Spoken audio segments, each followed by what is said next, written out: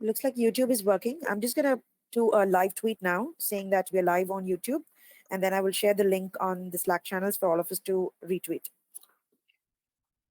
Okay.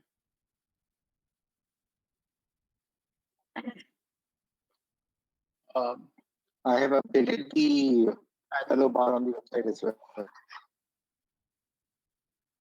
First, can we update the roll call of teams once?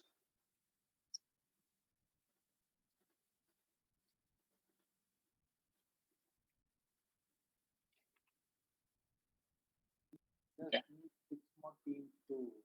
Is Abhishek Datta here of Corona Warrior?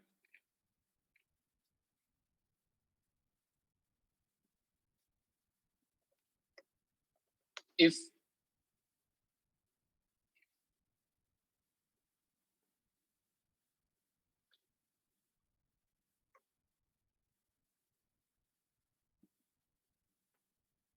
Is Ankita Das here? I, I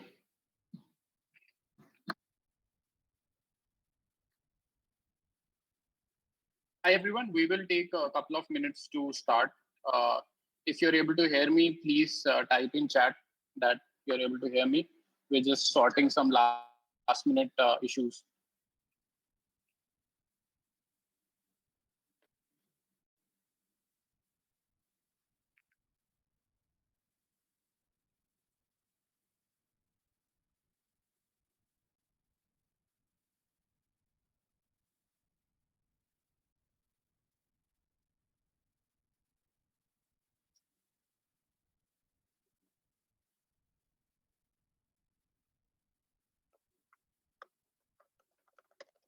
So we are waiting for 6:15.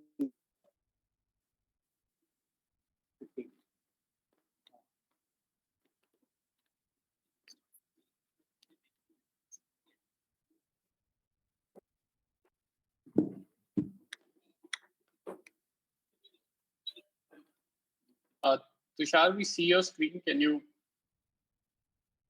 switch off Mm, sharing? Sorry, just give me a minute.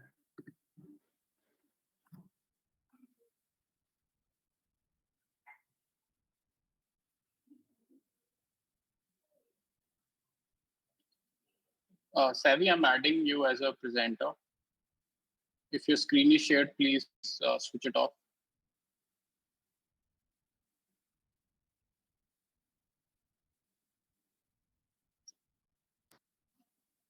Just a quick organizer update.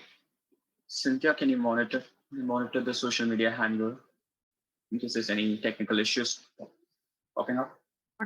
On it. And others just check Slack. Just posted one last message. Thank you, guys.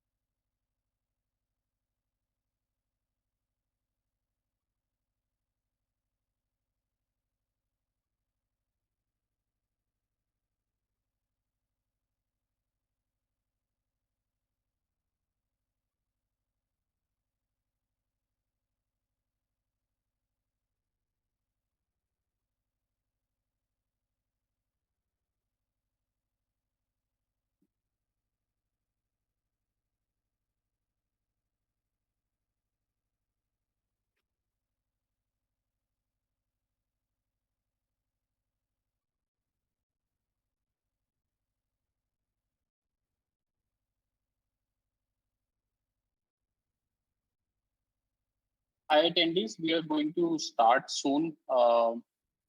If you're able to hear me, and this is not a message for organizers or presenters, please type in the chat that you're able to hear me.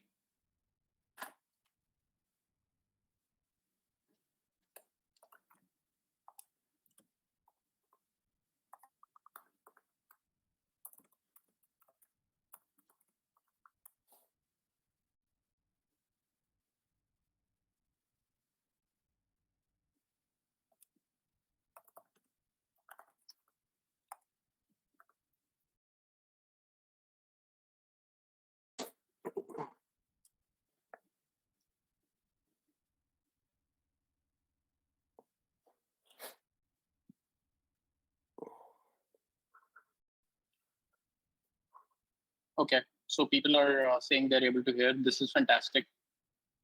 No permission to chat. Okay. So can someone figure out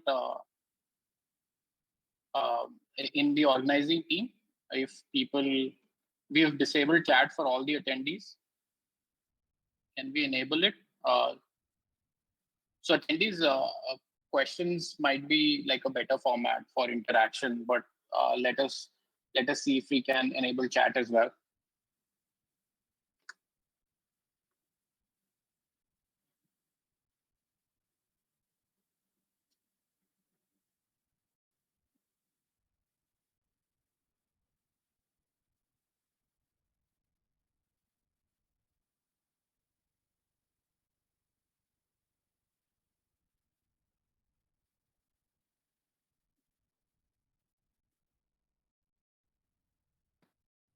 I think Justin and Siddharth are already here. Okay. Can someone add them as a presenter and update the table? Let me do it.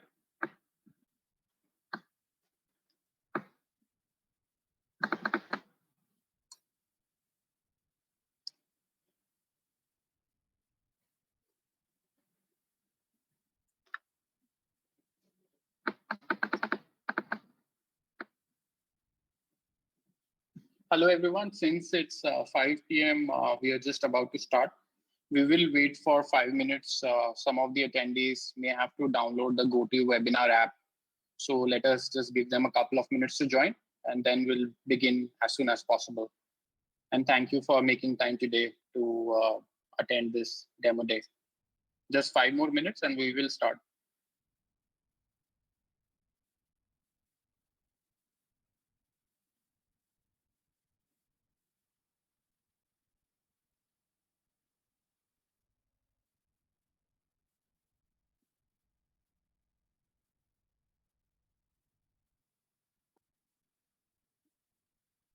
Siddharth and Justin, if you're in this call, please raise your hand or send a chat message.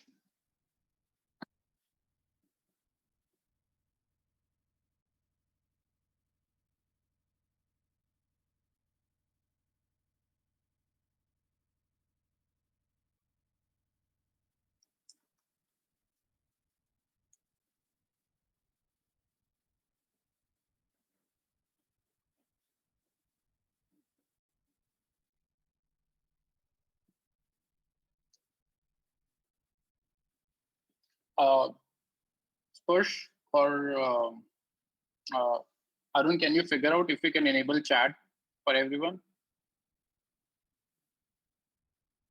Justin is here, so. Okay. It seems chat is disabled for attendees. Do it.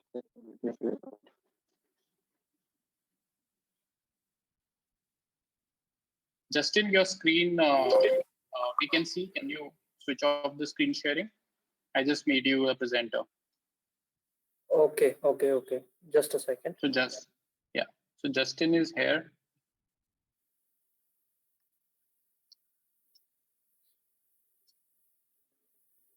Can you? Is it off now? Yes. Kindly confirm. Okay, thanks. Yes. We are from the presenting teams. We are still waiting for Abhishek Datta, Siddharth Jain, Yajneesh. If you're there, please type in chat.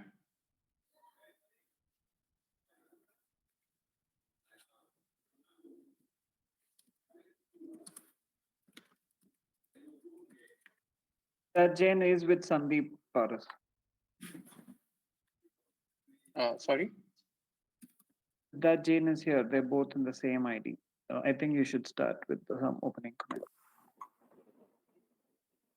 We have Abhishek Datta, Siddharth Jain, and Yajneesh. Okay.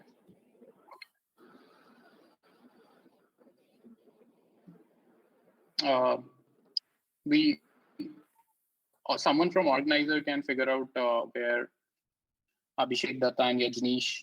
Abhishek Datta is from Corona Warrior and Yajneesh is from FF Protect. I'm following with Yajneesh. Okay. Can some other organizer follow up with Abhishek Datta, Corona Warrior?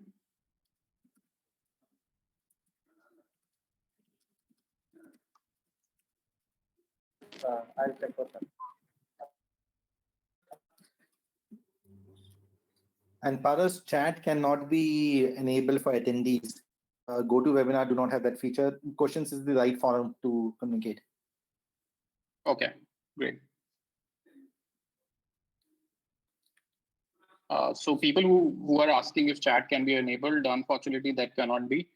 You can enter into questions. I can see all the questions. For example, the last one is, are we enable chat from attendees from Sandeep Kumar? And so we can reply to all the questions, the questions format. So that's the best format to attend. I think it's time. Perhaps we should start. Organizers, is there a last minute thing we're waiting on, or are we good to go? Satish, Parsh, Arun? Yajneesh hasn't responded. Yajneesh, if you're in this call chat. Let's start, I think. Yeah, let's start. Yeah. Okay, let's start. So hello, everyone. On the behalf of the organizing team, welcome to the first demo day of Coronathon.in, a hackathon to fight COVID-19 in India.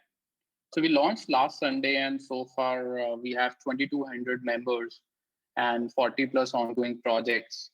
This hackathon is completely volunteer driven.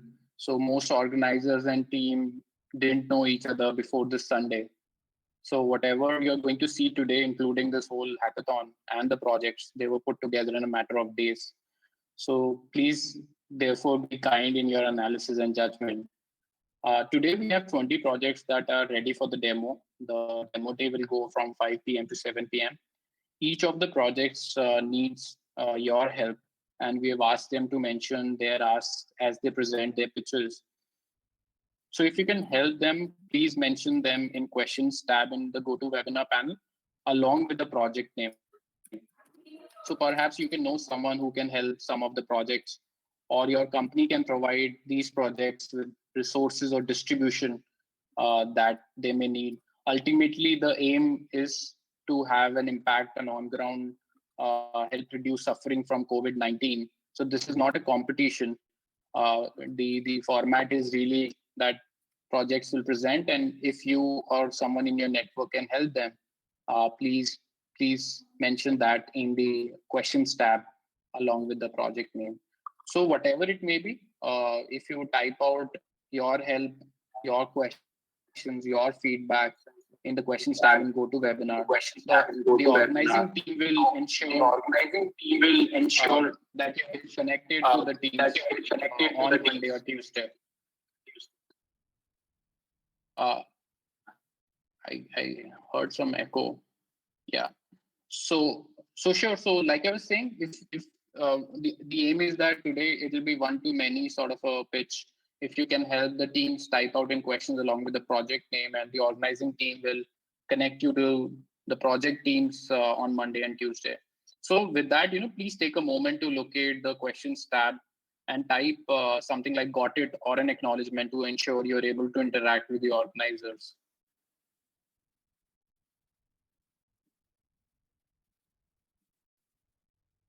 Fantastic. So I hear that people are able to locate the questions tab, and some people said they hear an echo. If you still hear an echo, please let me know.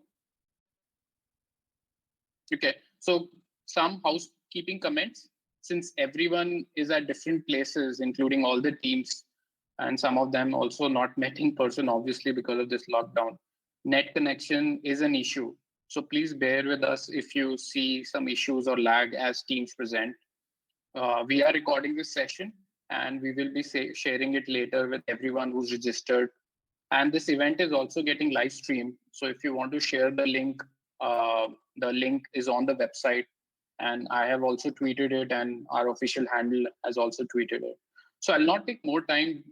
Just before we start, I would like to acknowledge a few attendees uh, today who were the first ones to confirm their support for the teams. So we have Alok Mittal, CEO of Indify and founding member of Indian Angel Network. We have Shiva Chinnaswamy, who's Director of Engineering at Google Pay India. We have Dr. Biju Jacob, India Director of United Nations Healthcare Innovation Exchange. We have Pranay Patil, who is with the innovation unit at National Health Authority. And again, we have Avinash Raghava, who's with Axel Partners. Of course, there are many, many more who's come forward. The support has been unimaginable. And the whole team is grateful for everyone who's come forward to help the teams. So with that note, I will have the teams begin. The ideas you see today came organically in a bottom of fashion, and that's why you will see that some of the teams ended up working on similar ideas. We will be presenting similar ideas back to back in uh, uh, so that you can compare and contrast their differences. There are 20 projects. Each project gets 5 minutes. There is no live Q&A, but we encourage you to put questions, feedback in the question box along with the project name, and we'll connect you to the teams later. So the first category of ideas is essential services, and the team is safe zone. I will now pass the presenting permissions to Akshay, and he will take you with the project. Akshay, you should have the presenting permissions.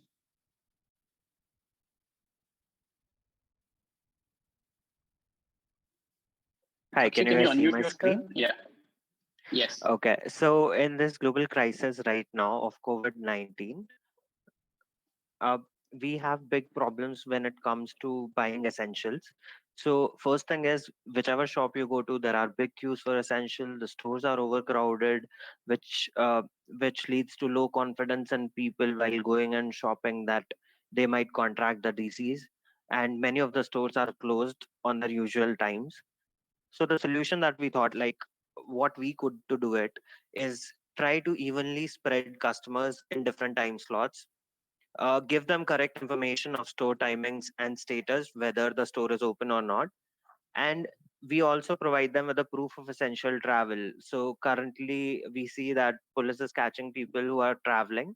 So this gives them a proof of essential travel that we are only going, say, once a day to buy groceries. So our solution is an app called Safe Slot, getting essentials safely during the crisis time. Our team comprises of me, Akshay, Shubham, Hardik, Sanket, and Aditya. So I'm going to present a demo in front of you. So this is our mobile app. We have hosted it on Heroku as of now. So the phase one comprises of the client side mobile app, in which uh, you can go and book your slot for groceries or for medical stores. So I'll show you a demo. Say for example, I live in Delhi. I can click on Delhi and see the nearby stores that are available in that area, or I can just go look for a particular area, say Ghaziabad, and then all the stores in that locality would come. I think internet is a little slow on my phone. So when I click on book slot, it'll show me all the slots that are available for that particular store. For example, we have listed some demo data over here. I want to book 12:30 to 1 o'clock. I'll click on book now and it'll ask me for registration. So we are thinking of providing one or 2 access per day for grocery stores in the entire app. So any store you want to go, you'll get 1 or 2 access for it. And with that, it'll get booked and will get a booking ID, which can be shown to the store and they'll give you access to it. So we are planning to make it for groceries and for pharmacies. For groceries, current features are number of slots based on store or counter size. We don't want to overcrowd it. For example, with a small counter, we might give 3 slots for a particular 10-minute or 20-minute slot. For a big store, maybe 30. So slot time will be based on average shopping time, and it also gives a proof of essential travel. What we are planning to integrate soon is verifiable code for store entry, that the store side on the store side app also they'll get all the details of which customers would be coming. So we'll give 2 slots per day for groceries per day. So for example, I can't book more than 2 grocery slots on the stores in the app. So that would give chance to others also to go and buy. That is required in this crisis. And store side application for live updates to slots. So slots can be updated live by the stores through their live application. And the next would be Akshay, 1 minute pre-order. remaining. Yeah, sure. And in phase 3, we are planning to pre-order and drive through. For the same comes for pharmacies. And we are integrating maps next so that nearest stores can be mapped there, and also a payment gateway for contactless payments. For example, it can be Google Pay or Phone Pay. So on the app only, they can pay and just go and collect their essentials, medicines, or groceries. That way, the stores will also be making more sales, and the customers will also be more confident about buying from that particular store. Thank you. Uh, Thanks, Akshay. And again, a request to attendees: if you think you can help out Safe Slot with anything, be it distribution to different stores or funding to help develop it, please mention it in questions, and we'll connect you to the team. The One next team. one last thing. We have particular to ask. We need help with mass adoption. So if anyone has contacts in retail chains or can help us with the adoption part of it, then please do contact us. Yeah. Okay, great. So the next team is Hospital Availability Tracker, and Ankit Jain will be presenting it. Ankit, I will make you a presenter. Ankit, you're a presenter. Sure, Paras. Just present. Just give me a second.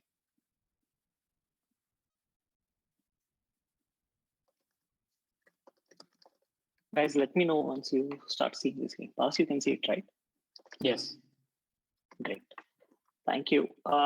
So yeah, thank you first of all for creating the Coronathon. I think it's much needed for this situation where we are in.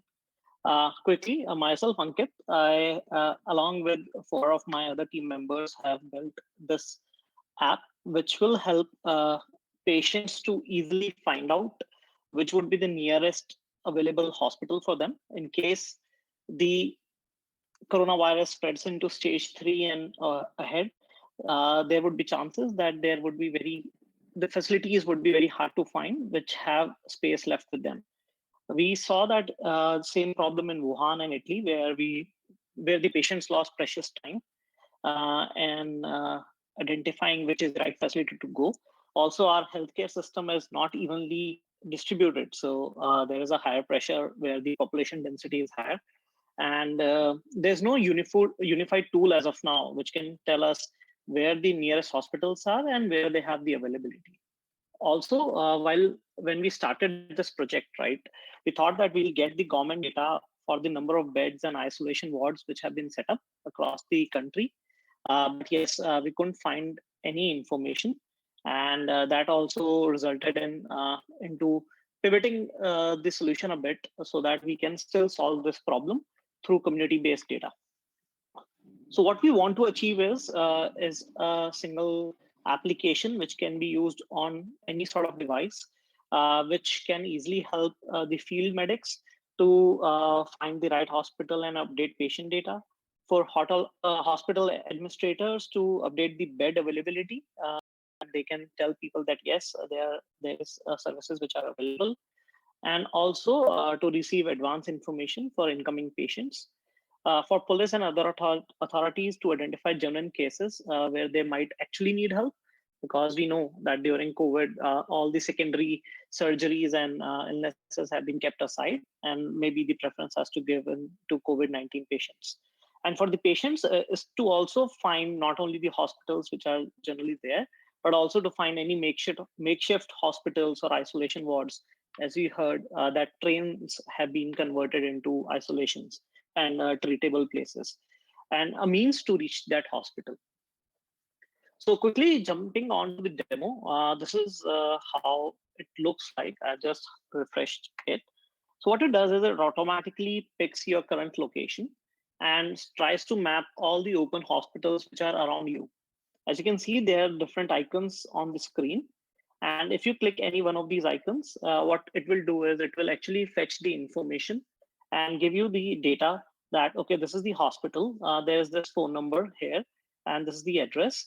And these two icons which you see here is for the field medics or the hospital administration, and only will be visible to them or to any community volunteer who is nearby that hospital. So it could be a hospital staff or anybody else. But for general public, let's say if I was here at this location, I would not see these icons because I'm not near the hospital. So I should not be able to update them. Now, as soon as somebody clicks on any of these icons, so one says that yes, there is available space. One tells there is no available space. And as soon as I click that, it turns green, which is just signifying that yes, there is availability. And now anybody else, if he looks at this, he'll see it as green. Another piece of information is that, let's say if we haven't ever got any information about this hospital earlier, it will just show as a light shade of yellow for now. So as to differentiate between information which we have versus we don't have. Now, this is a very quick demo. One minute remaining. Sure, Paras. Thank you. Yes, what we are seeking help for is from the perspective of data. Volunteers, be it medical professionals, be it government organizations or hospitals themselves, so that they can feed in this information to help people. From the tech side, we need help from Google's map team, because we feel this can very well go inside the maps itself. Developers and UX and UI enthusiasts. And for the distribution, it would be generally the local authorities, government authorities, PR, media, whoever can spread this word. So yeah, that was a very quick demo of what we have done. And just a quick point, we also got tracking from Gurgaon DGHS. So they want us to upload their data, which they have collected, into the application so that people can easily find that. And yes, that is the link. And the team comprises of myself, Prerna, Pranesh, and Gaurav. So yeah, and Anshul also helped us in some bits of it. But yeah, that's the team which has worked on it. And thank you. Ankit, yeah, thank you. I'll just take 1 second to take one of the questions. So Alok Mittal asked, is there a way to get occupancy data updated without each hospital having to adopt this? So what we are trying to do is through community fed data itself. So instead of just having a full versus empty option, we plan to have many more things here, which can be then fed in by those volunteers. The only reason is we haven't opened it for everybody, because there is chances that somebody might just play and put some wrong information. So we have geofenced it to a small location, and we plan to add much more data points to it. I hope that answers the question. Sure. And everyone, please keep, again, we can read all the questions that are coming in the questions tab. If we have time remaining at the end of the webinar, we will take all the questions, and suggested that we can make a Google Drive with team contact names. We will do that as well and send them. But at the end, like I said, we will make sure all the questions and comments are connected to people who are presenting it. So the next is Vaibhav, who will be presenting his project called PanMan. Vaibhav, I'm making you a presenter. Vaibhav, over to you. Yeah, thanks, Paras.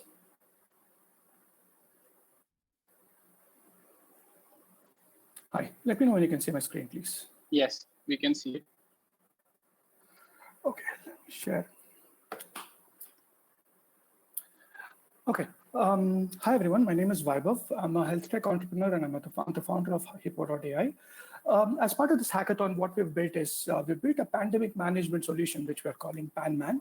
And what we're essentially trying to do is give hospitals the ability to manage the COVID-19 pandemic through their hospital. So hospitals today are going to be constrained by 4 resources. One is they need to ensure better patient outcomes. They need to track their availability supply of beds. They need to be able to track the number of ventilators they have, and they also need to track the amount of PPEs or personal protection equipment they have. What we're trying to do is our first product aims at solving that.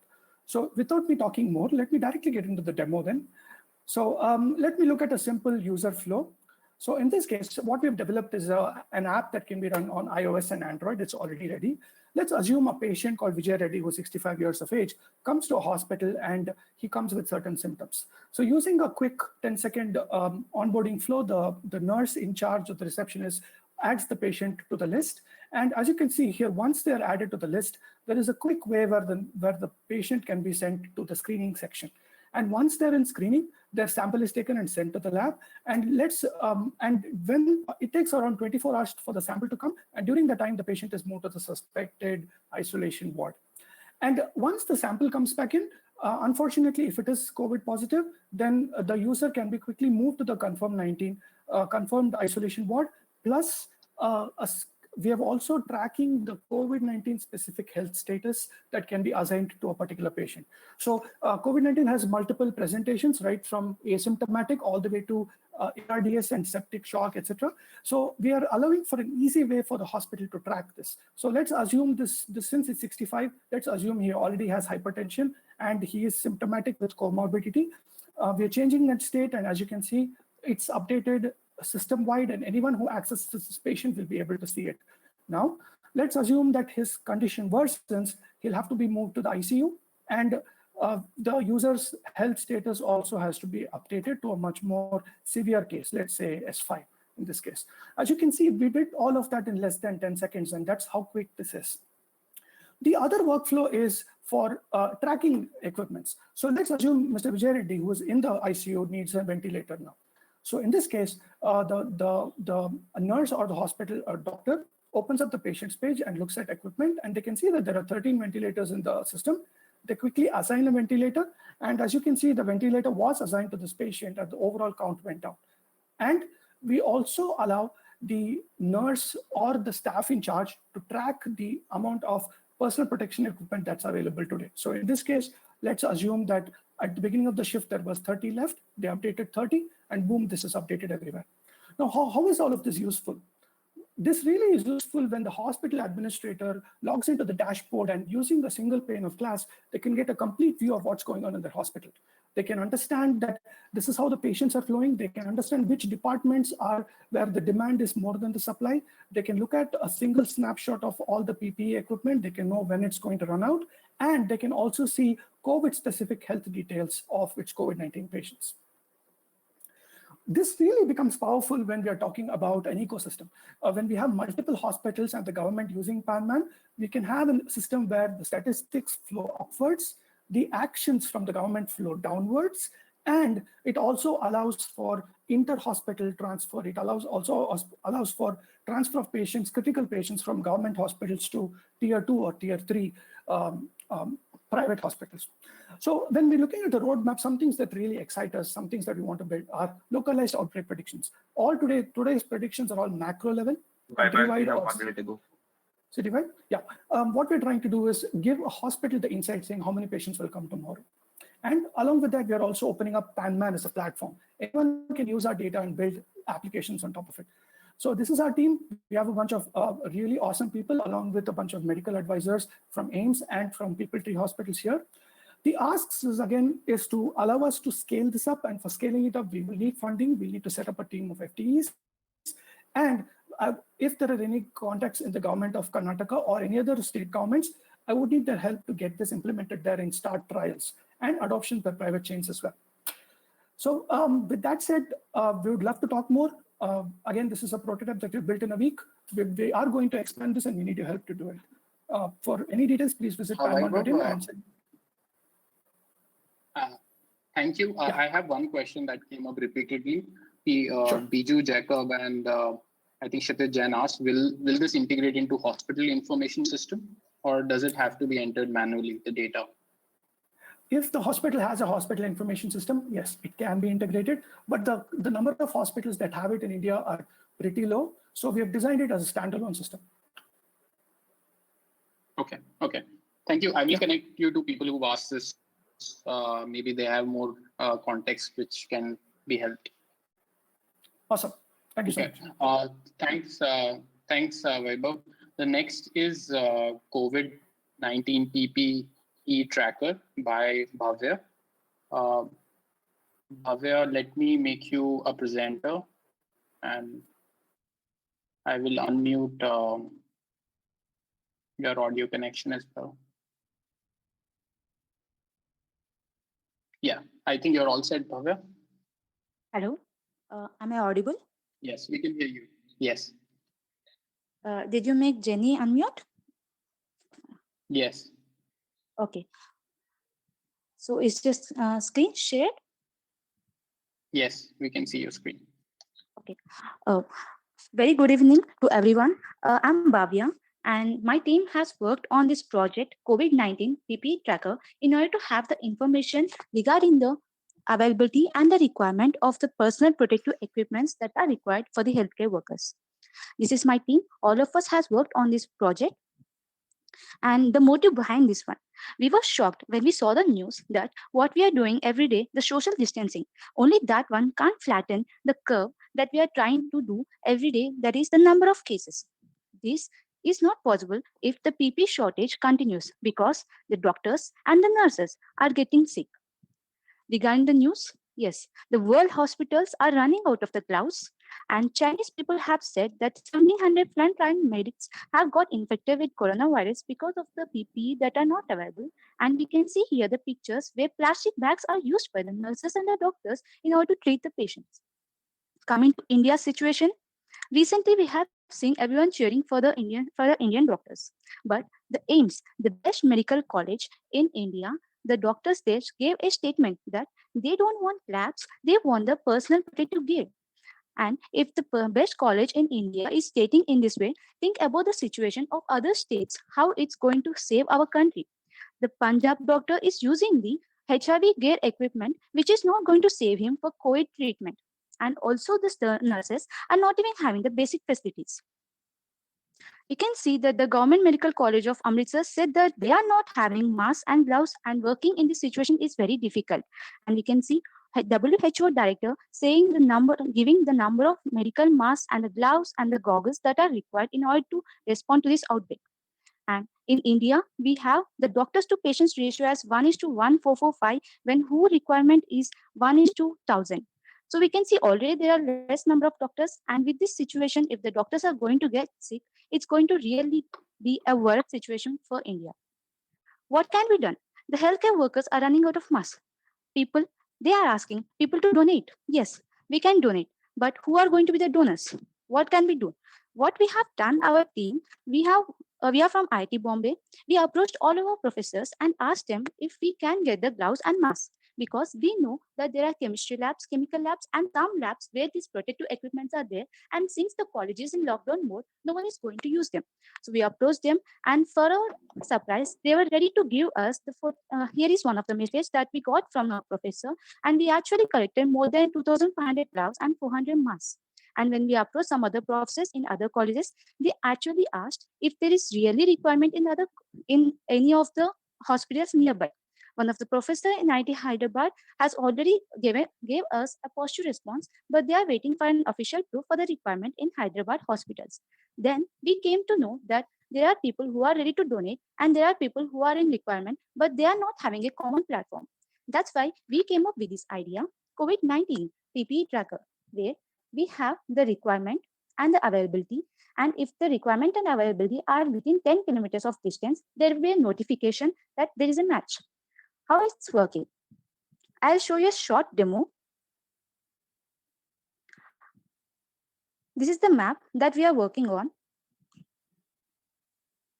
So here you can see that there are red color and gray color marks. The red one shows that there are requirement of a 200 marks. These are some information that we have added for the demo purpose. We haven't launched our website yet. And if there is any requirement or availability, they can go press this button and then write the PP, that is, they can select the PP and then they can give the name. For example, I can give the name Hi, and the Bhavya. quantity. Yeah. Up. Okay. Maybe So if one they give minute. the okay, thank you. If they give the details and then submit, then it's going to pop up like here. They can give the details of the location also. Regarding the information, they can click on this one and then check the availability and the requirements. For demo purpose, we have added all these details. So in this way, the people are able to know the requirement and the availability. And if both of them are near to the same place, then there will be a notification. And when the person clicks on the notification, it directly goes to the map where it is available. So that's a quick demo. So this is how we are working on this one. And yes, we need help. We want the website to be launched. We are planning to launch it in 1 or 2 days. So we need some help and we need some infrastructure support as stated over here. Also, the assistance from the Google Maps will be helpful for us in order to introduce more features and logistic support in order to transport, because right now we are only informing and giving the information to others.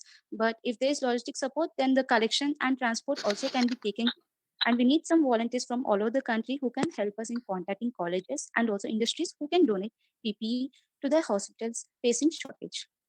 So that's a quick PPT about my project, our project. So if Great. you have any question, to Thanks, Bhavya. We are out of time, but a lot of people in the comments either have questions or offer to help. The organizing team will connect you to those people. Sorry, 5 minutes is over. I would have taken one question, but I will go to the next one for now. So the next one is Corona Daily Updates. It's by Sandeep. Sandeep, I will make you a presenter.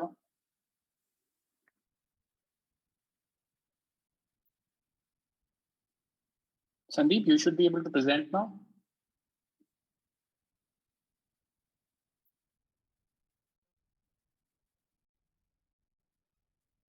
Sandeep, can you unmute yourself? We can see your screen, but we can't hear you. Yeah. Can you Yeah, see we can the hear you now. Can you see the full screen now? Yes. Okay. Yes. Hi. Thank you everyone for coming to this webinar. My name is Sandeep Gangarapu, and I am the team lead for this project, Corona Daily Updates. First, I want to acknowledge my incredible teammates. So we just came together 2 days ago, and we worked really hard on this to produce something what we believe is an impactful product.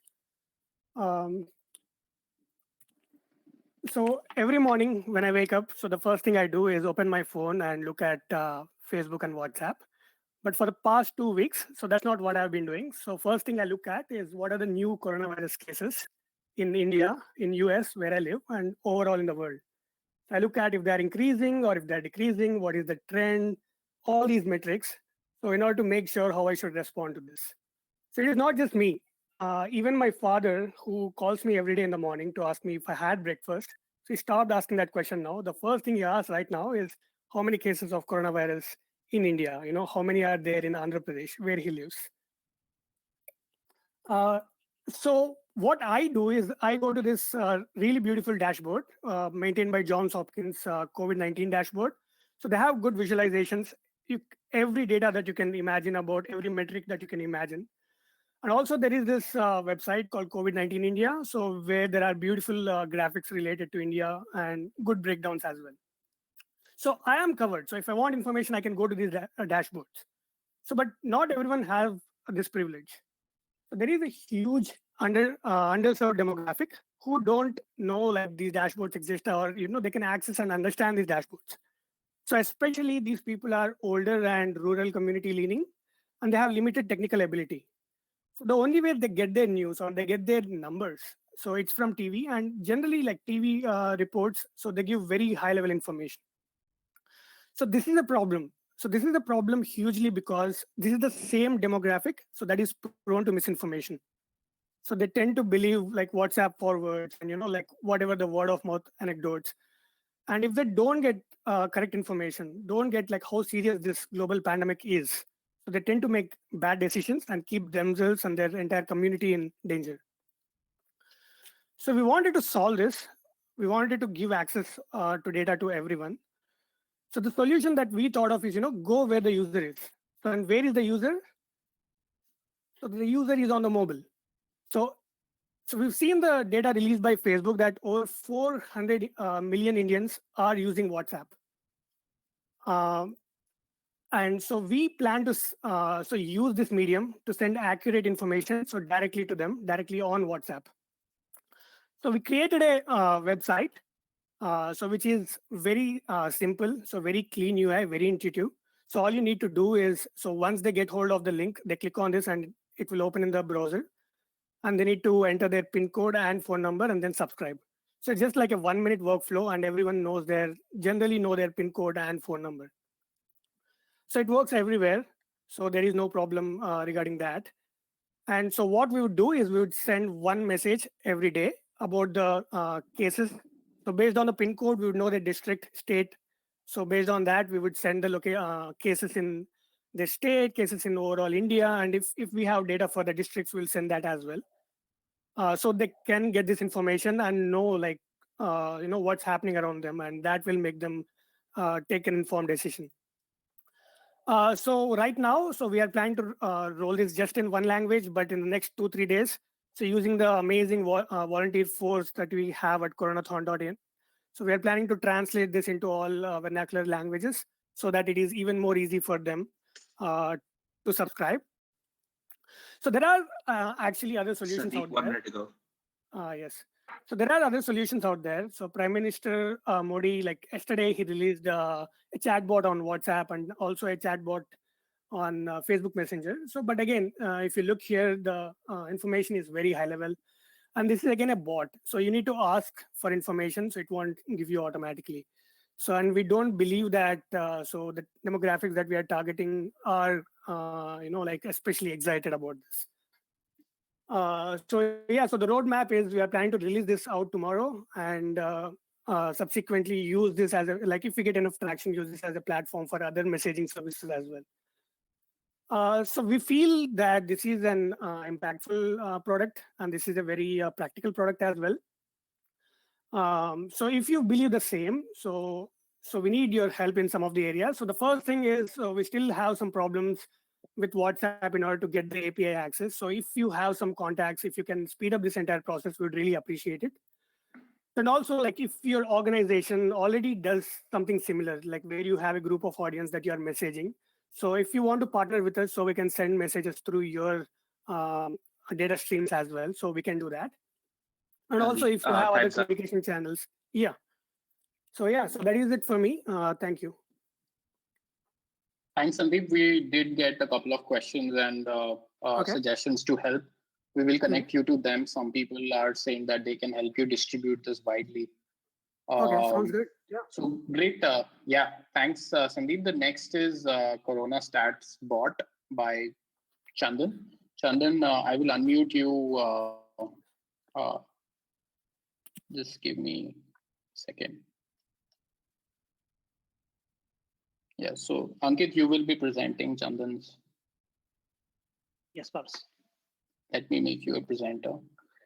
I'm trying to find Chandan in attendees.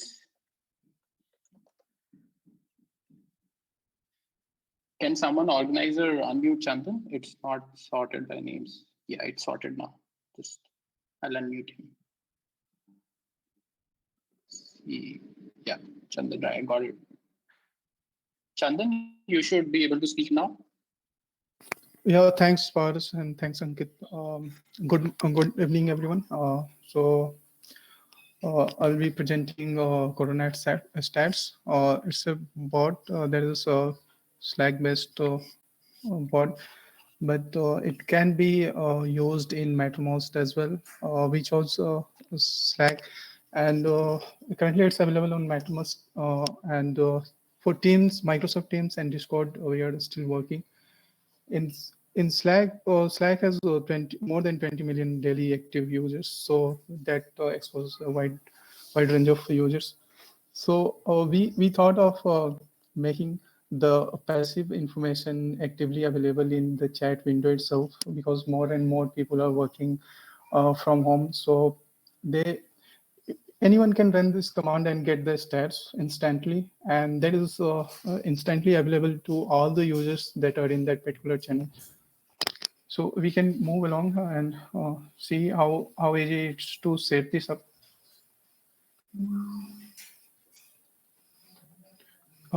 So you can go to the apps section in any workspace, any Slack workspace, and search for Nimbella. It will pop up the Nimbella commander. You can click on it and it will get installed. And once it's installed, then you have to run these two commands. There is CSM install Corona stats that will install the board. And by default, whoever installs the command will be in control of running the command. But you can allow other users to use it using this the second command, that is command runners Corona stats and anyone. So once this is run, anyone can run that command. And that was the simple step to set set that up. And we can now run this command using this command format and see Corona stats. It can accept country name or two-letter abbreviation of the country, and R stands for region. R is optional. It can be given, you can specify the state name or two-letter abbreviation of the state, and even you can specify the district name. So here are a few examples that the ways this command can run.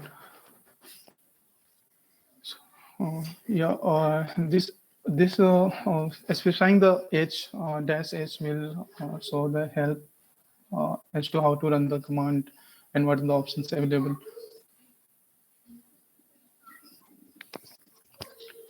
So here we are seeing the stats for India, total cases, total fatalities, new fatalities, critical cases, recoveries, and total number of active cases.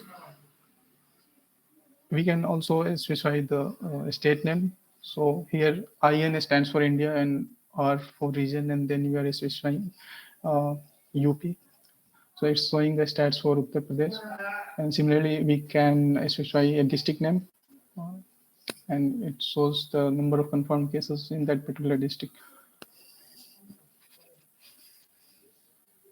The command can be scheduled using these simple commands, so that you can schedule it to run at particular intervals or at certain time. And you can simply have a comparative study or comparative analysis spanning over the days. You can scroll up and stats will there be in your chat window. You can see how the stats were yesterday or day before yesterday. That information is not particularly available on the websites, because you only have stats for 2 days in Worldometer. But here you'll once you schedule it, you'll get the stats, and that will be there in. Sure, thank you. So there are a few extensible points that we are thinking of. So we can include some more information, we can include a stepwise flow to differentiate the pandemic from a normal flu, because there's a lot of confusion. We can integrate some user interactivity and so the differentiation factors. And we can also show the hospitals, beds, and helpline numbers information or test centers information for a region.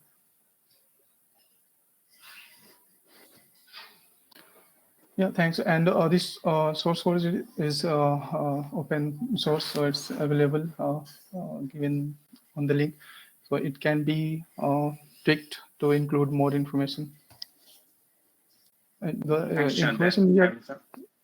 Yeah, thanks. Yeah, Thanks. Thanks, over. Thank you. Um, I do. I mean, we all on Coronathon Slack channel are addicted to this. So if your team is working on Slack, do make use of it. People can find out the Slack Corona stats right in the Slack. We've been using it all the time. So the next is stay at home. No, next is Corona Go, and I'll have Arbob present next. Chandan, I will mute you. And Arbob, you should have the presentation rights. Yes. Thank you. Yeah, we can see your screen. Yeah. So, hello everyone. Myself are Bob. I'm the project lead here at CoronaGo, and I'm also co-founder at a blockchain gaming company where we gamify regular consumer apps and games. So that's where this idea came from. So the COVID-19 is one of the biggest threat to humanity of in 21st century. Like the whole world, countries are going into lockdown mode. Measures are being taken. So we have seen that it's the most proven way to prevent the spread of COVID-19 is social distancing, according to WHO as well. So why social distancing? You can see that in a normal scenario, one person infects 406 people, and after 15 days, 16,000, and after 2 months, 100,000, which what happened in the US recently. But after 75% leftover contact, we can reduce it to one person infects only 2.5 people in 30 days and 100 people in after 2 months. So that's how effective social distancing is. Here you can see a graph of many countries implementing forced lockdowns, and on the left side, many countries implementing no, not implementing the lockdowns. So they paid the price, and the cases short up quite like significantly. So the thing is, the humans are social animals. Our basic human instinct is to stay close to the people. So what to do now?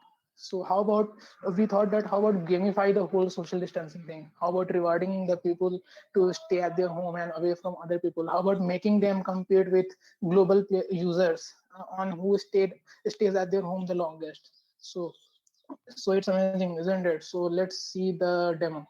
So here's our app. The prototype is almost done. Where user can register first. They can create an account. They can enter their number. After the OTP verification is done, they can enter their details. And after that, they will have to set some permissions due to off locations.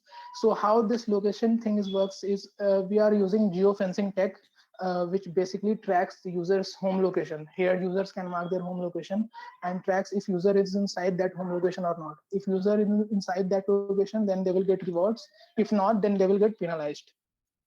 So here is the home screen where they can see how much social distancing they have done, all the confirmed cases, safety precautions, latest news, etc.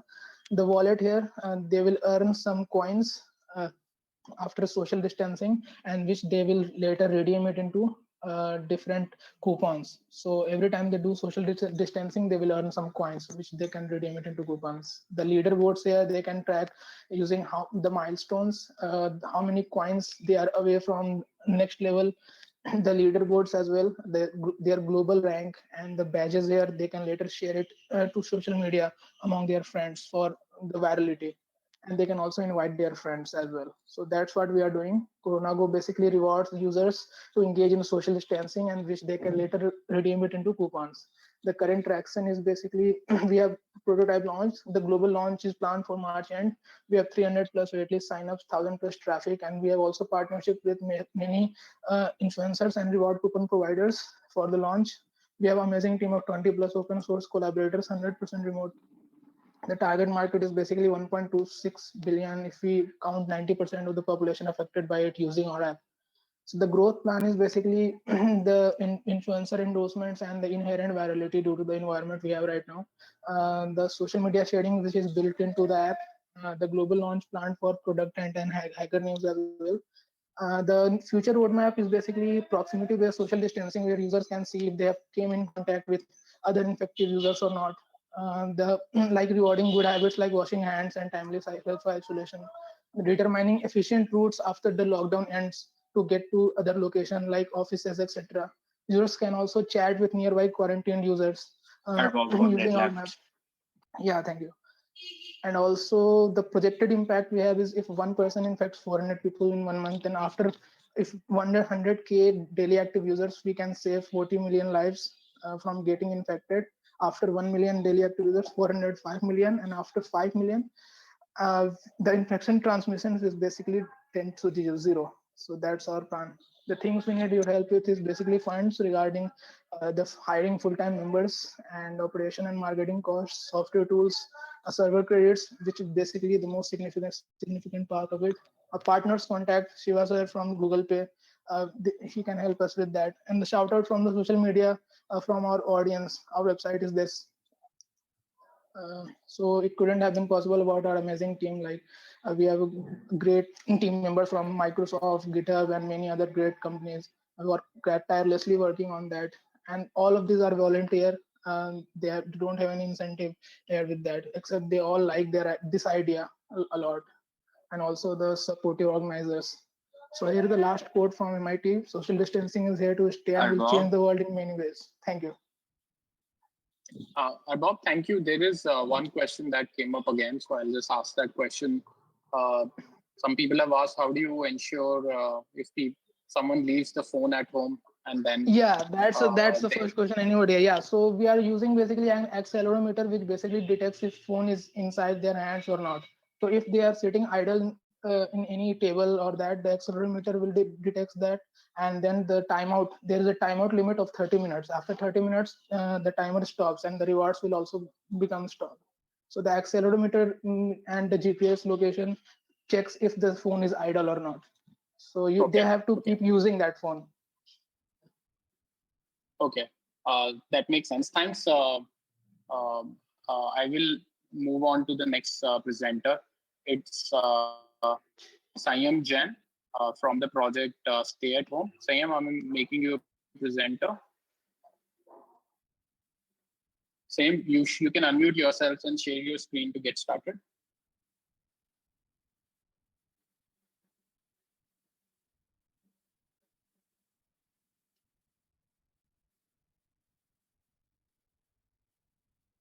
Sayam, can you unmute yourself? Hello? Yeah, Sayam, yes, we can hear you now. Can you see my screen? Your screen. Yeah, thank you so much, Faraz. Good evening, everyone. My name is Sayam Jain, and I, along with Ankit Jain, Abhishek Patra, is working on a project named Stay at Home. So what problem we are going to solve in this is you have been listening to the term social distancing these days quite a long. So basically, social distancing is not the absolute measure. As the virus can stay on surface for very long, so it is highly contagious. So what we are promoting is self-isolation. So we have created an app which allows the user to self-isolate himself from the society. Also, there are many families who are apart from each other, like many children are not with their family. It helps family members and relatives to keep a track of their loved ones. So the problem we solved by it will create a virtual Lakshman Rekha. For that, we have used geofencing. So currently, we are providing two features: self alerting, which is basically alert the user as soon the user leaves the geofence, basically the Lakshman Rekha, and the sharing alert. Alert the family members as soon as their loved ones leave the Lakshman Rekha. So I'm just going to go with the demo here. Yeah. So basically, this is an Android app. You can select your range, you can select your Lakshman Rekha, and you can just start monitoring.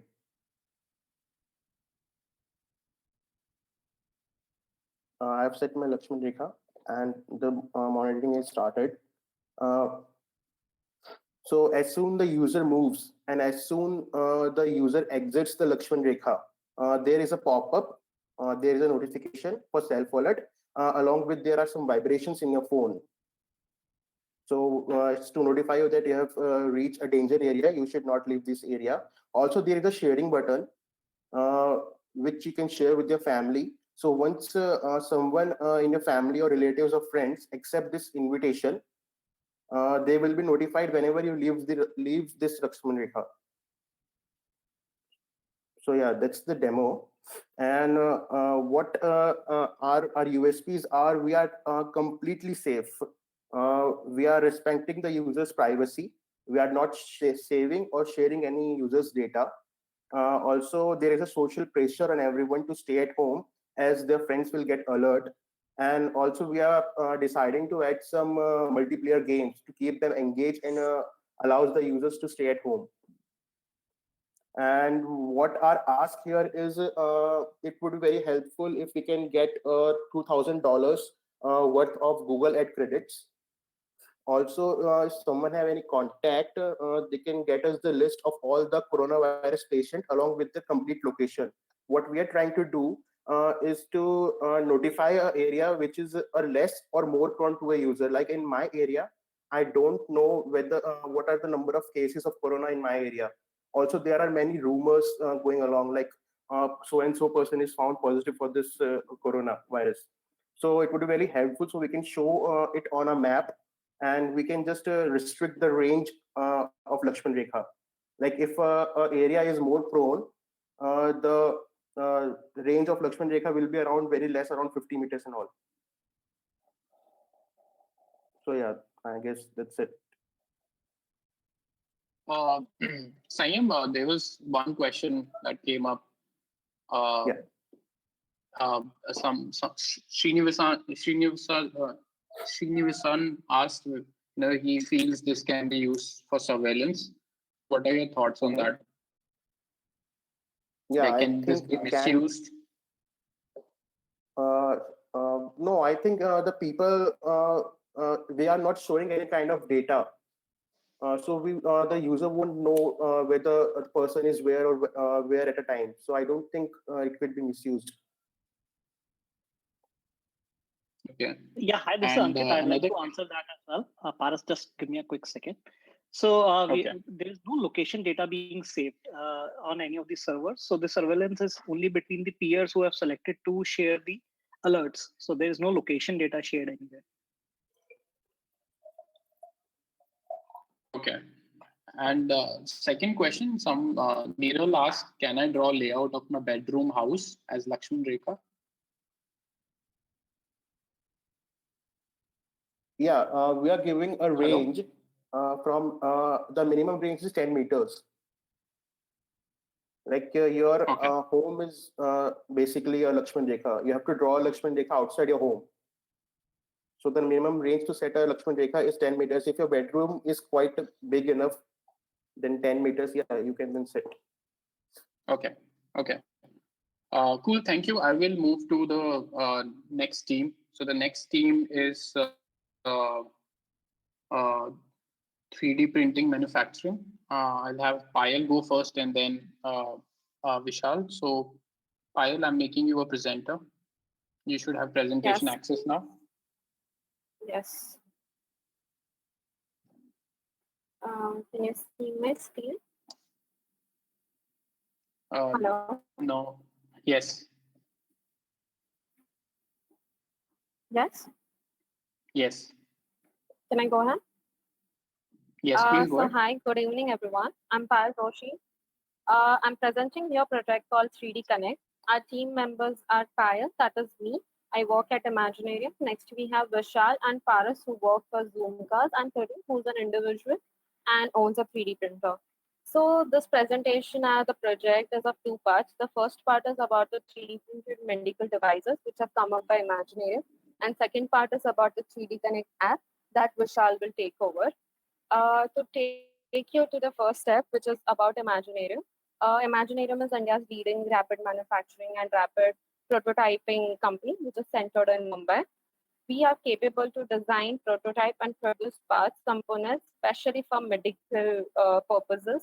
Also, we are ISO certified, so we are able to, we are capable of 3D printing products in biocompatible nylon PA12 material, which is fully usable for the doctors and safe for them.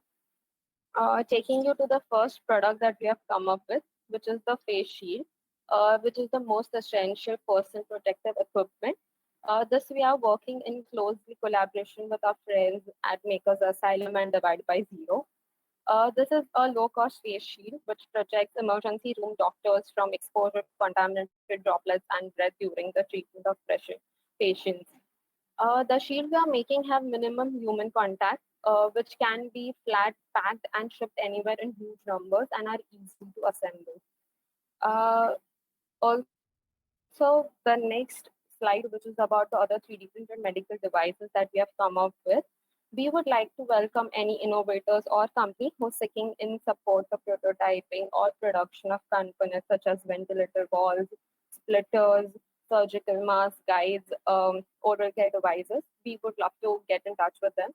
We are also looking up for people around who have access to very minimum simple materials and tools to produce parts. Example for face shield, if they have raw materials like acrylic sheets, PG, we would love to share them our open source designs, and then we can scale up this project on a higher scale.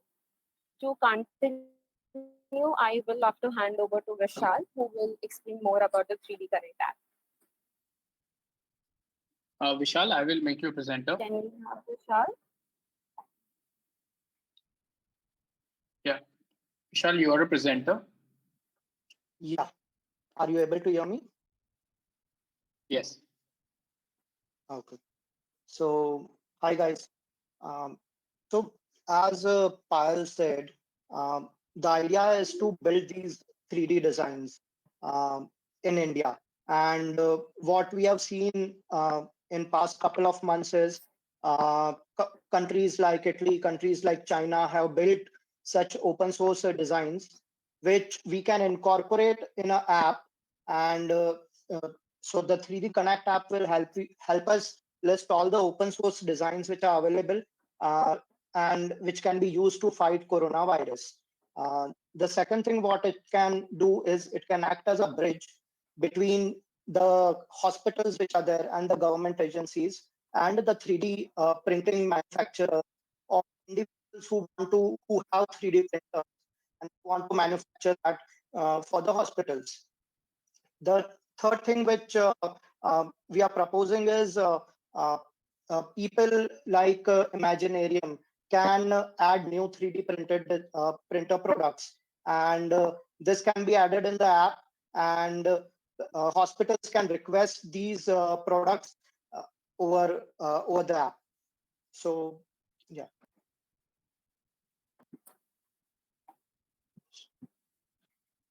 Vishal, you have a I'll minute. move over to the I'll move over to the demo. So the initial landing page is a login page. And after that, once you log in, you have a list of available products which can be 3D printed. Now, let's suppose a hospital or a government agency wants face shields.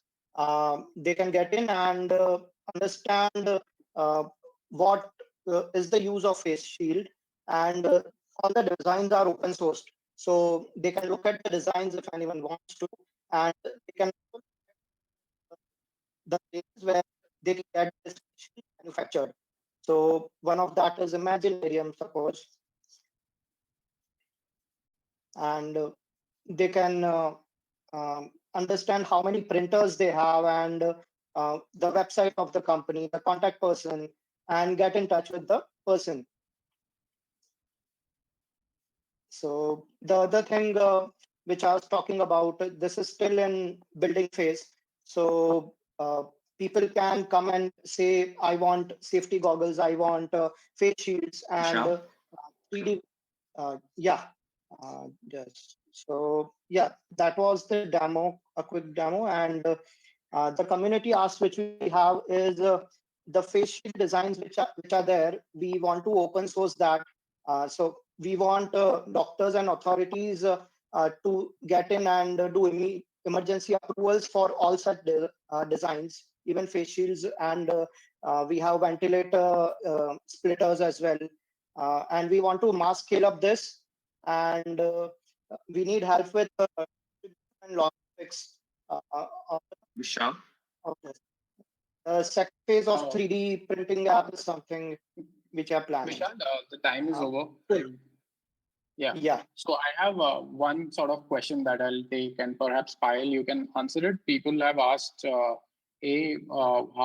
much this can be scaled at Imaginarium and across India, which means how many 3D printing bandwidth does India or Imaginarium has, and second, have you already done this or not?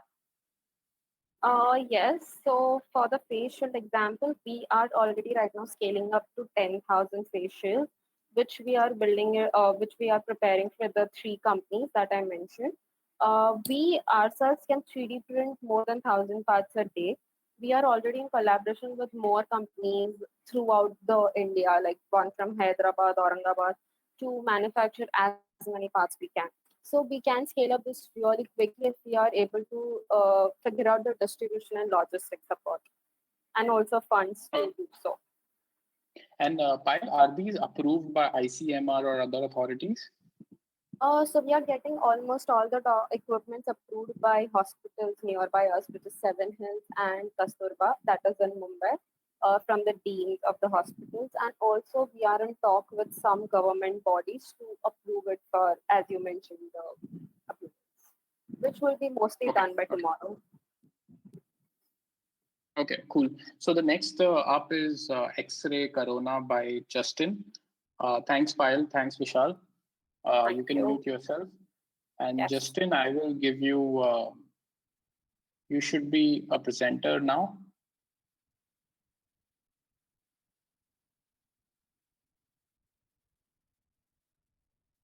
Justin, I've unmuted you, so you are good to go. Okay. Good evening, everyone. I am from Team Project X-Ray Corona. The I hope you all can see my screen. Yes. Okay. So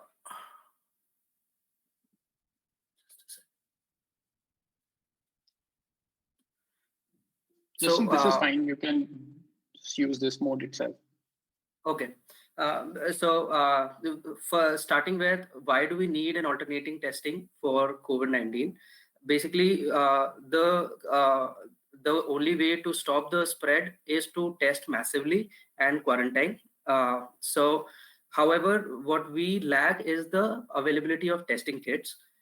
Why testing kits are not available are because there are manufacturing and supply chain constraints to make the testing kits available across all geographies. So as you know, the delayed testing is fueling the spread, and we want to reduce the burden on the PCR-based testing facilities.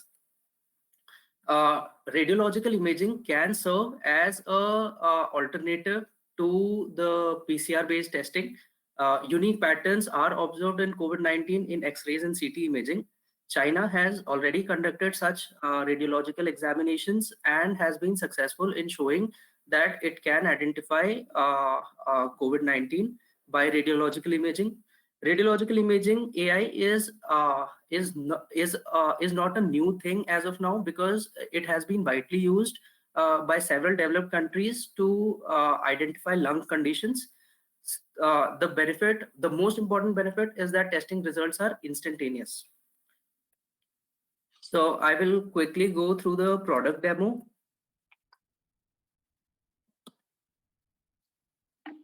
So here, what I can do is I can do my name. I can take initial conditions like, do I have dry cough or sneezing or breathing issues. I can take some other important indicators like what is my age group and temperature and gender, whether I have already gone through this. And then maybe I can upload the CT scan images. And you optionally can also upload some blood reports and serological reports, and then you can check on the evaluate. So basically, you can see that there is this formation of mass around here, and that we can highlight by the region of interest, and we can also show around 12 lung conditions for which we have which are prevalent, and we have used a certain data set which shows whether this certain image is COVID positive or not.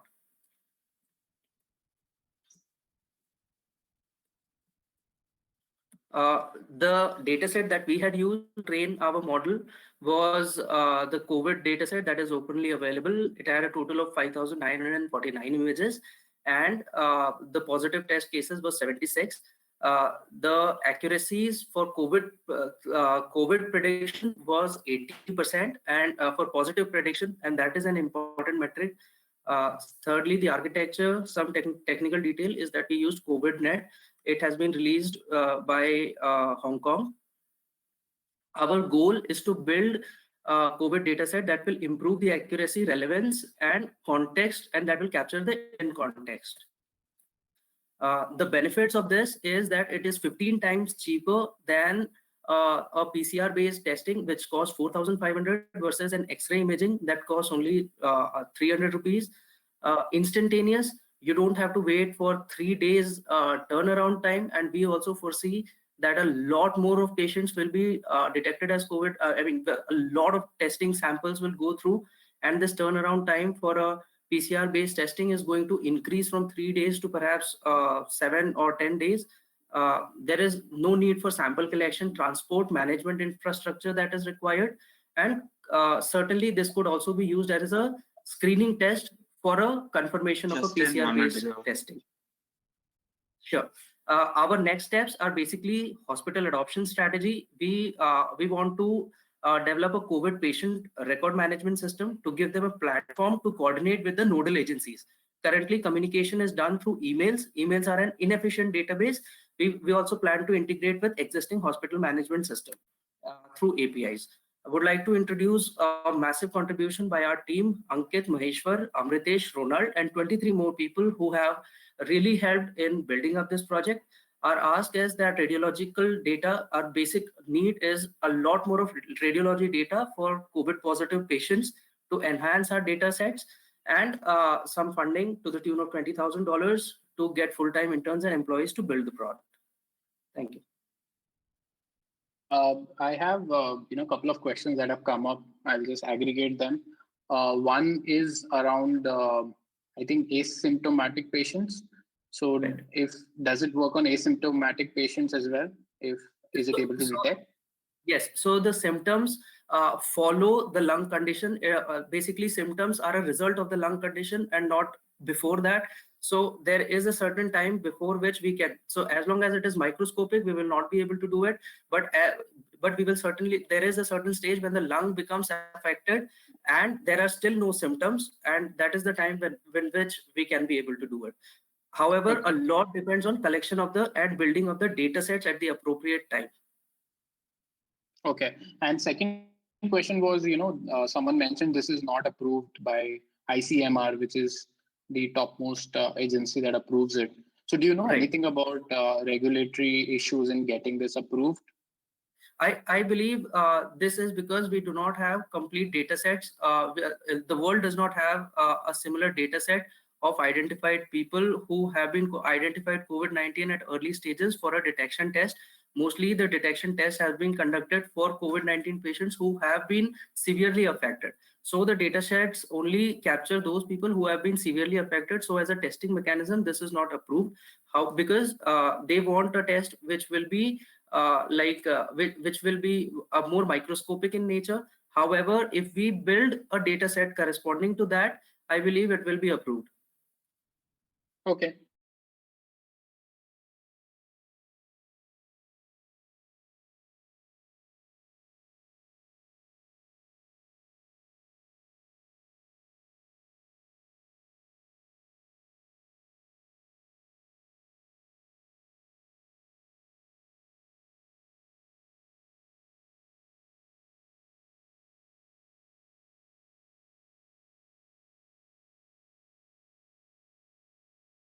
Jen,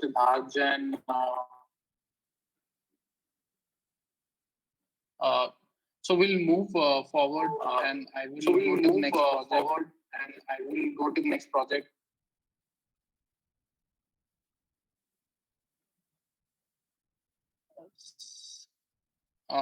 Okay, so we'll move forward and go to the next project. It's Locked But Not Alone by Savvy. Savvy, I will unmute you and make you a presenter. Savvy, Yeah, it's over to you. yeah. Good evening, guys. This is Savvy here, and I'm leading the project Logged But Not Alone, along with Gagandeep Singh as the technical head. And we also have volunteers and psychologists who are working with us on this. So,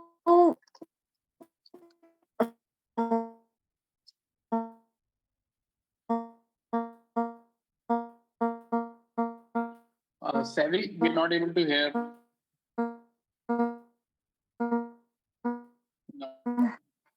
this epidemic, this has made us like really go through really strange emotions which we have never felt before.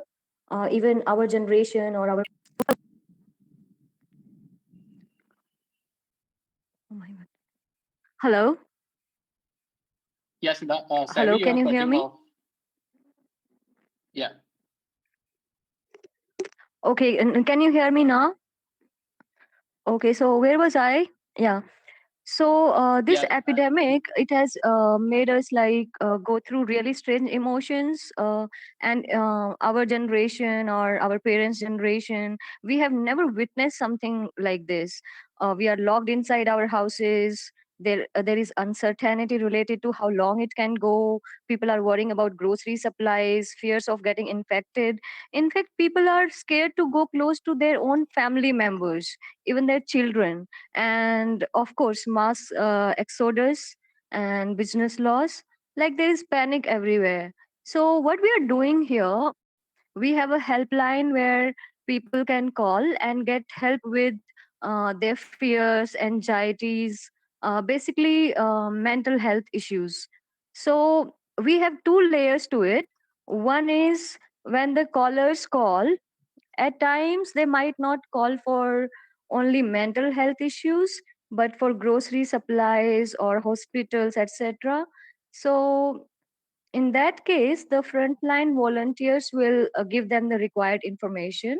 And if they call for mild anxiety, fear, uh, so our frontline volunteers, they will counsel them. And for cases with serious anxiety issues, the calls will be forwarded to expert psychologists. So why there are two levels to it? Because there is much shortage of clinical psychologists in India. Currently, we have like 1,000, wherein we need 20,000. Um, just a ratio, just to show the ratio, and this is pre-COVID-19 times. So you can see that the need is much higher now, and so we are basically trying to filter the calls with the help of frontline volunteers to reduce the workload of psychologists. Also, these volunteers are being trained by these expert psychologists on a kind of basic level, and couple of these volunteers are students of psychology, or they have done a short-term course in psychology. And we have also prepared some FAQs and other documents to help them out. And this helpline is up and running. The link I have submitted in the project, so if you want to call the helpline for a demo call, you can just do that.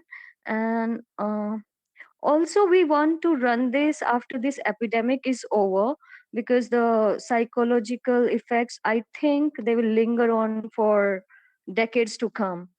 And after this is over, we want to work with, after this epidemic, right now, maybe in 2 3 months, it will get over. After that, we want to work with doctors and nurses and police, basically the frontline warriors, because they will really appreciate this help after going through all this mental exhaustion and all. And yeah, and also we can integrate it with other apps here which can help our callers. So yeah, that's all.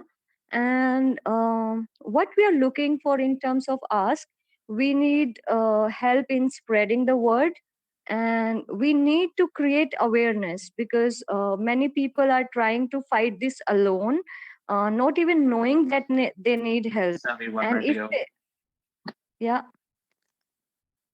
hello. Yeah, 1 minute You still have remaining.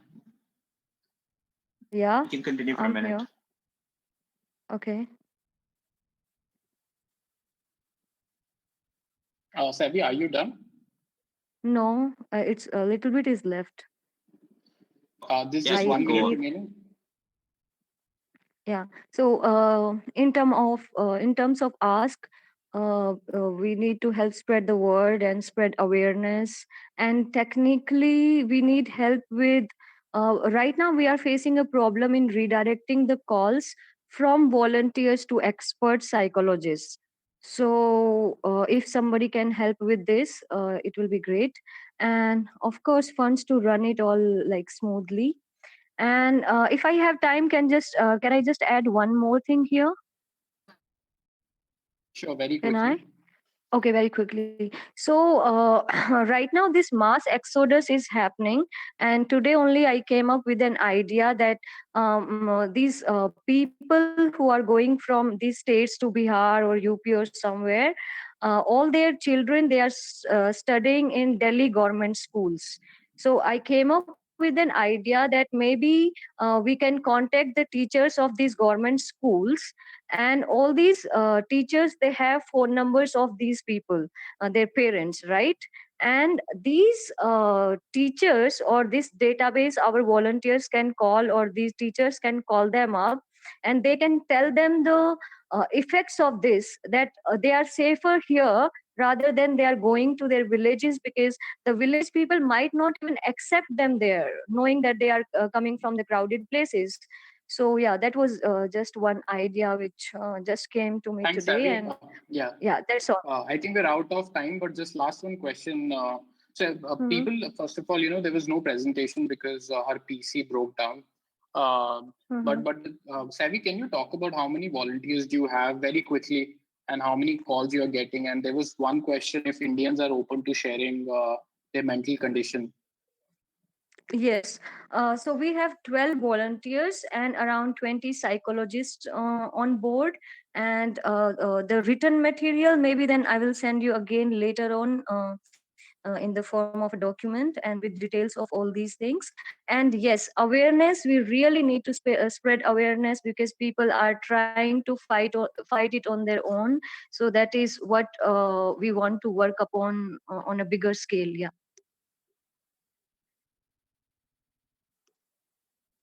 Yeah. Hello. Paris?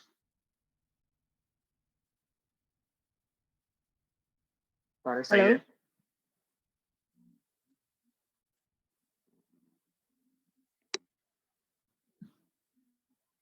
Paris? Guys. Yeah, sorry, my internet connection. Well, am I audible, Satish? Yeah. Okay. Yes, you are. Thank you, Savi. I will go to Siddharth Jain next. Siddharth, I know your Okay. name is coming as Sandeep, but let me make you a presenter. Siddharth, let me know if you're able I to hope you present. can hear. Yes. Yes. Can you hear me, guys? Yeah. Yes. Yeah. Okay. Hi, everyone. So I'll be taking you guys through the portal that we've been working on. The idea is that we create a delivery platform to enable people, distressed individuals, to connect with volunteers. We call it the COVID SOS or COVID delivery campaign. So what we, I'm not sure if this is hindering any of you guys. Yeah. So basically, No, we are able to see. Okay. So when there are organizations and individuals who are trying to help distressed individuals right now, like for example, senior citizens, or let's say pregnant women, or people with poor financial backgrounds. And there are a lot of inefficiencies in the current system, because each group is acting individually in their own WhatsApp group, or their own, or on their own Facebook network of 100, 200, 500 people, as well as organizations which are going larger are not able to manage the volunteer matching, because they have all the address strings and matching ki acha is this Kirti Nagar, okay, this is what area, what, how do you map them? That is slightly tedious. And then post that, what is the progress that can be done on these help requests which are coming in? So we thought that this is a problem that needs to be solved, and some constraints which are always in mind is that there's a lockdown and there are protocols to ensure that coronavirus it does not spread more, and there is a privacy concern that contact details of individuals should not be misused or exposed to unnecessary individuals, as well as everybody starting the chain from scratch and trying to look for volunteers is not something which is recommended, because then it defeats the purpose. So what we have tried to build is a geospatial platform. I'll just take you through in the next slide. And here the idea is that it's going to be secure, because only people who are moderators or WhatsApp group admins would be given access to the private data or mobile numbers. And then we also try to, not limit ourselves to the volunteers that we can bring by ourselves, but also make it an open pool for letting other organizations intermingle their volunteers here on the same platform through the APIs that we are building. So initially, what we built is a V0, and for this, we collaborated with Green Green Foundation. So this is what it looks like. So here, these pink houses are basically senior citizens who have a certain request, and these black marks are volunteers who are willing to help individuals. So these are all real volunteers. We have about 200 plus volunteers on our portal, and it's pan India, if you will see. And we have requests as well. We have about 25-30 requests that have been fulfilled currently. There are 2 live WhatsApp groups that have been operating right now. And the idea is to expand this to multiple organizations and leverage the networks effect here. So in the next version, which is currently under development and should be out tomorrow, this is what it looks like. These numbers are dummy for now, but what it would have is basically an overview of what is the impact that the group or the individuals involved here are able to make, the overview for the general public to see in an anonymized form what is happening in terms of requests and where is there a need for volunteers, as well as an option for people to fill in the forms, become a person with a request or become a volunteer. And or if you are an organization which is, for example, looking to enable a platform like this to help all your moderators and admins work faster and assign people quicker, this is what is a tool that can be used by these people, right? So in terms of now let me get to the numbers wherein how we launched the V0 on Thursday, and Green Dream Foundation and Ashish Sachdeva, they've been like on ground with their all their social network as well as their ground network. They've been trying to reach out to individuals who can volunteer as well as individuals who need help, and we've been able to, like I said, help about 25 plus people already, and there's been media coverage of the same initiative under the name of COVID delivery across main news channels as well. So what is the expectation on coming onto this Coronathon is two level. First one is the network effect, which we can try to leverage, which is now we are working with a few NGOs, and what if more organizations, more task forces are built onto this platform? So there could be a possibility that task forces, let's say, for example, having their own volunteer base, are defined to a specific zone and don't want to make it an open volunteer, don't want to open their volunteer data to other NGOs working on it. So then in that case, we are open to, giving out the tool to individuals. Yeah, sure. 1 minute, right? I'll get done with it.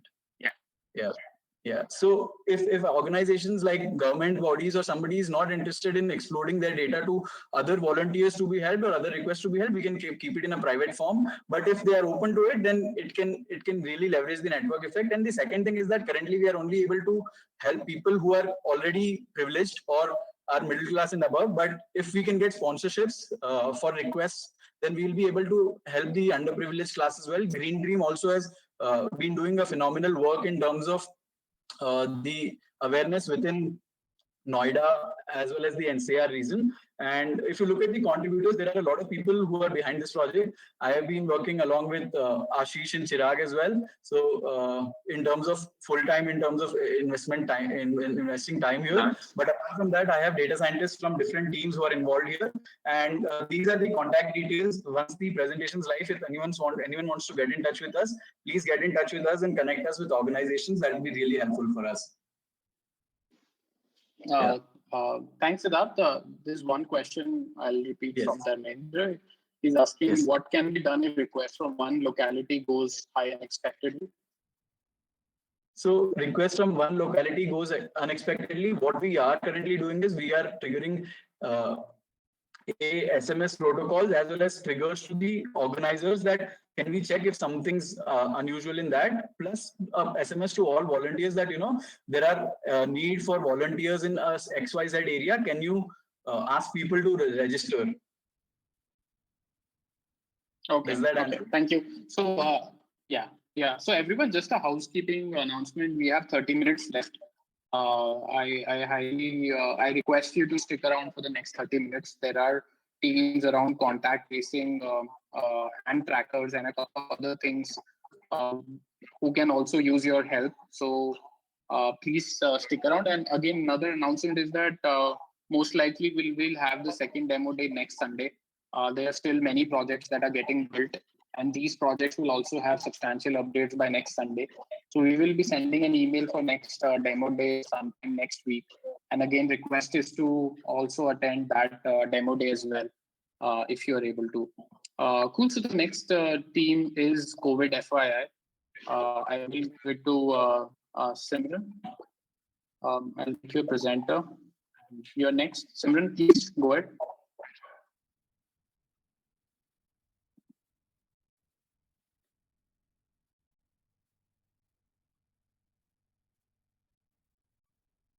Simran? Hello, am I audible?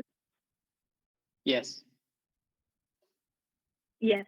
So good evening, everyone. I am Simran Soni. I represent Project COVID FYI. And just to get started with it, yeah, so This is fine, so Simran. the You whole can focus of present our it. the whole focus of our project is to provide right information from the right sources to the right people.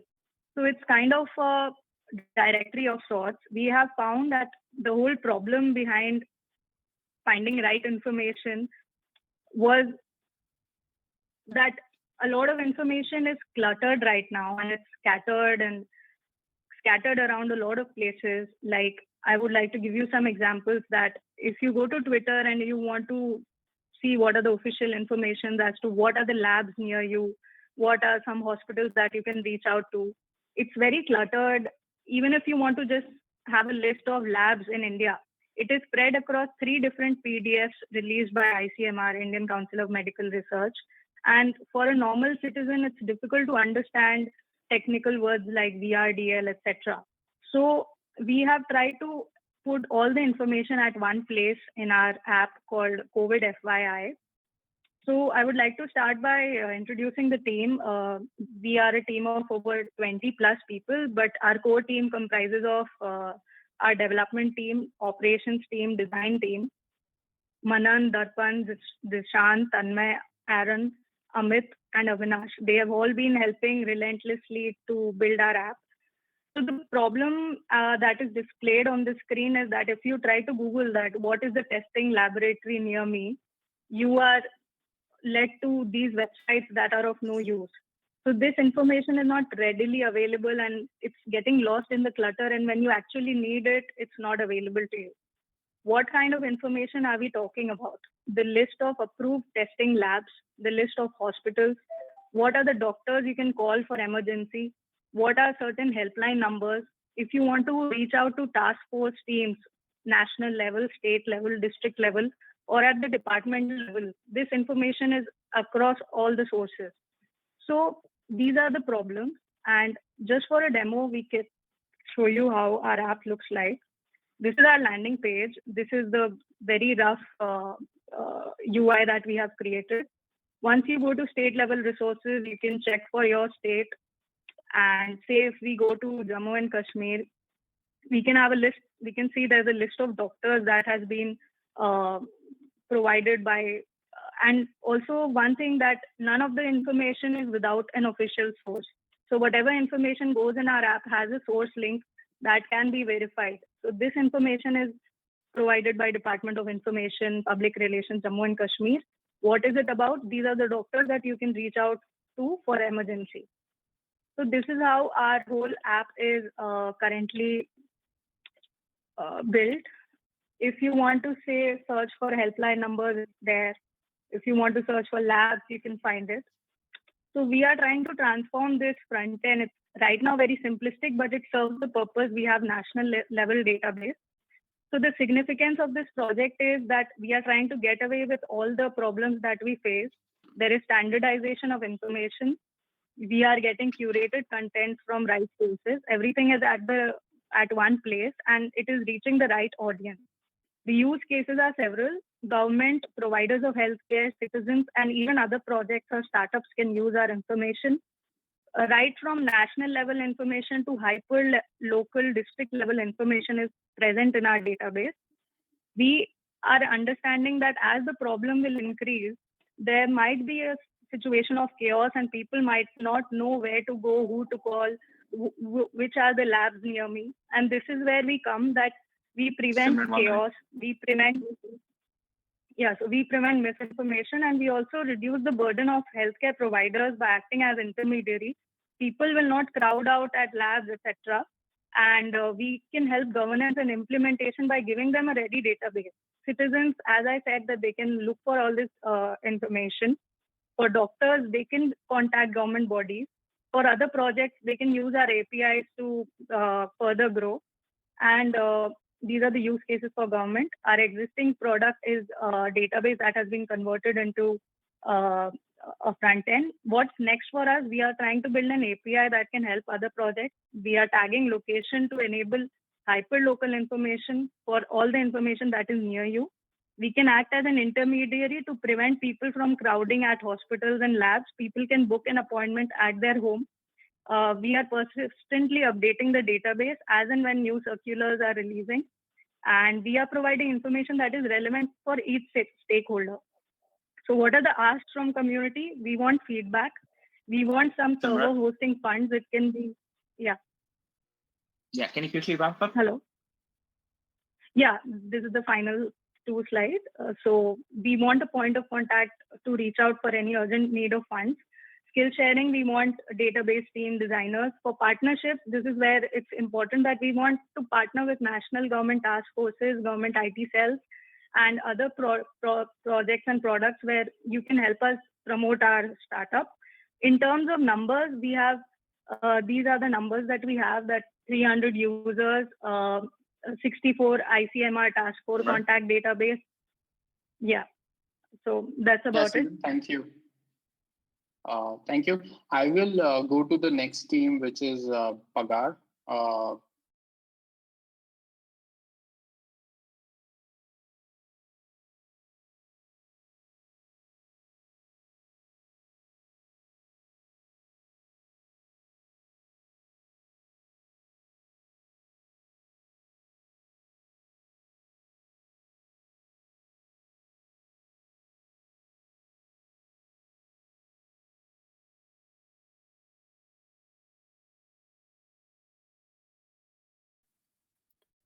Situation.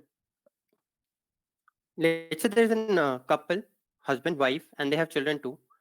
Wife works in a fashion retail outlet, and husband works as a delivery person. Because of the COVID, fashion retail outlets are not a job. Now the pressure is on the husband to take care of the financial situation of the families. In normal times, there are 429 million Indians who live paycheck to paycheck. 57% of those Indians have less than 5,000 in their emergency funds. We can imagine the numbers which are currently in these times.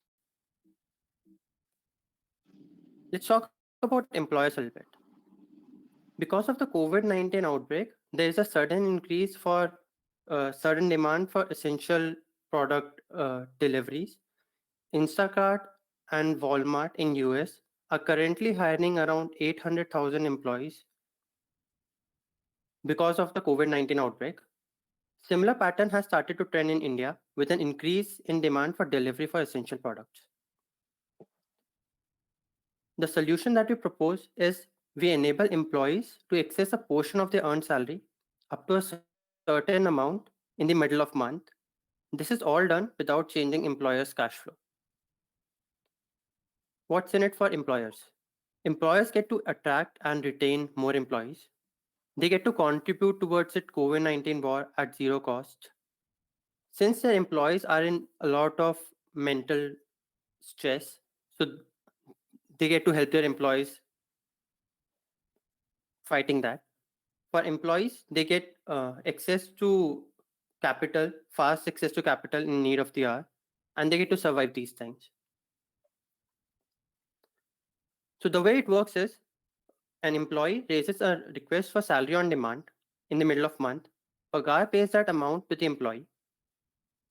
On the payday, Pagar takes that outstanding amount from the employer and the undrawn salary goes to the employee. And whenever an employee raises a request for salary on demand, that transaction is updated in the HRMS of the employer so that it doesn't disturb the dispersal process of the salary for employers. This is the demo of the application. So this way an employee can log into the platform, can raise a request for his or her salary.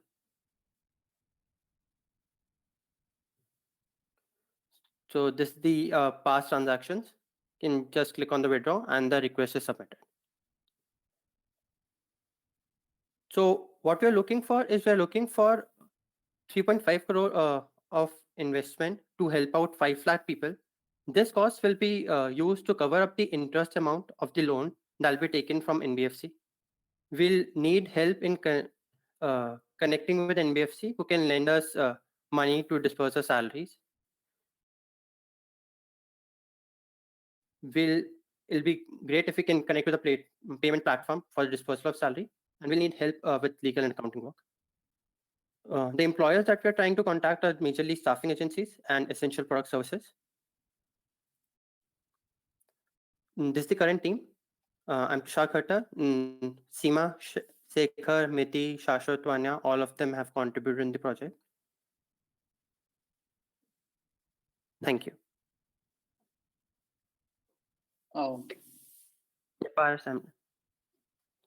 Thank you, Tushar. I will go to the next team, Udit. I will make you a presenter. Udit, you should be able to present now.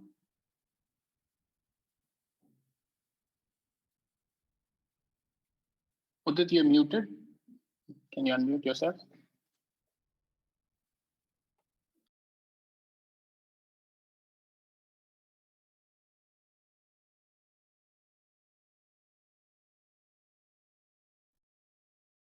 Marketing applications that are out there both by the state and central government. Private and interact with each other without facing the issues. Could be mobile applications which are already collecting of self-reporting applications, contacting, etc.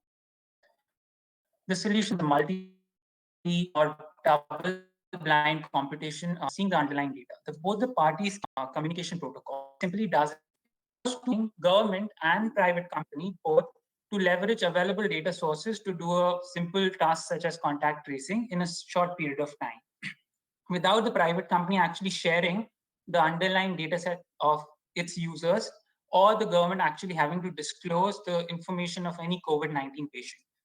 Both are very serious privacy concerns in general use case. So this is exactly how MPC would work. There could be another question around how would the output actually ensure privacy. So what the algorithm does is just basically gives the binary result, that is whether the person was in the location or not, thereby avoiding any triangulation possible using distances that a number of other algorithms do.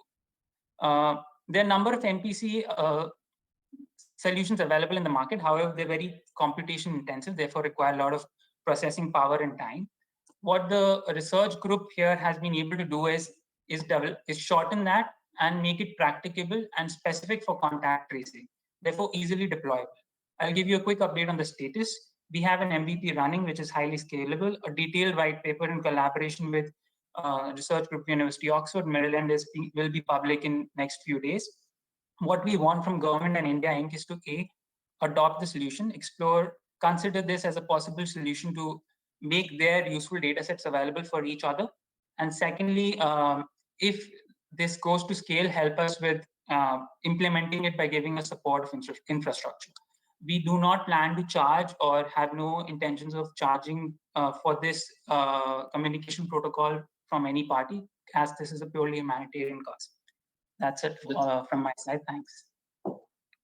Thanks, Udit. I have one question from Akanksha Singh, who's asking, is it limited to two databases or can several databases interact with each other? Several databases can interact with each other. Multi-party computation is a very known protocol. However, the only challenge is it is very slow and compute intensive. This approach makes it faster and practicable and deployable instantly. Okay, thank you. Thanks, Udit. Manish Paul, you are next. So sorry, one point I want to make.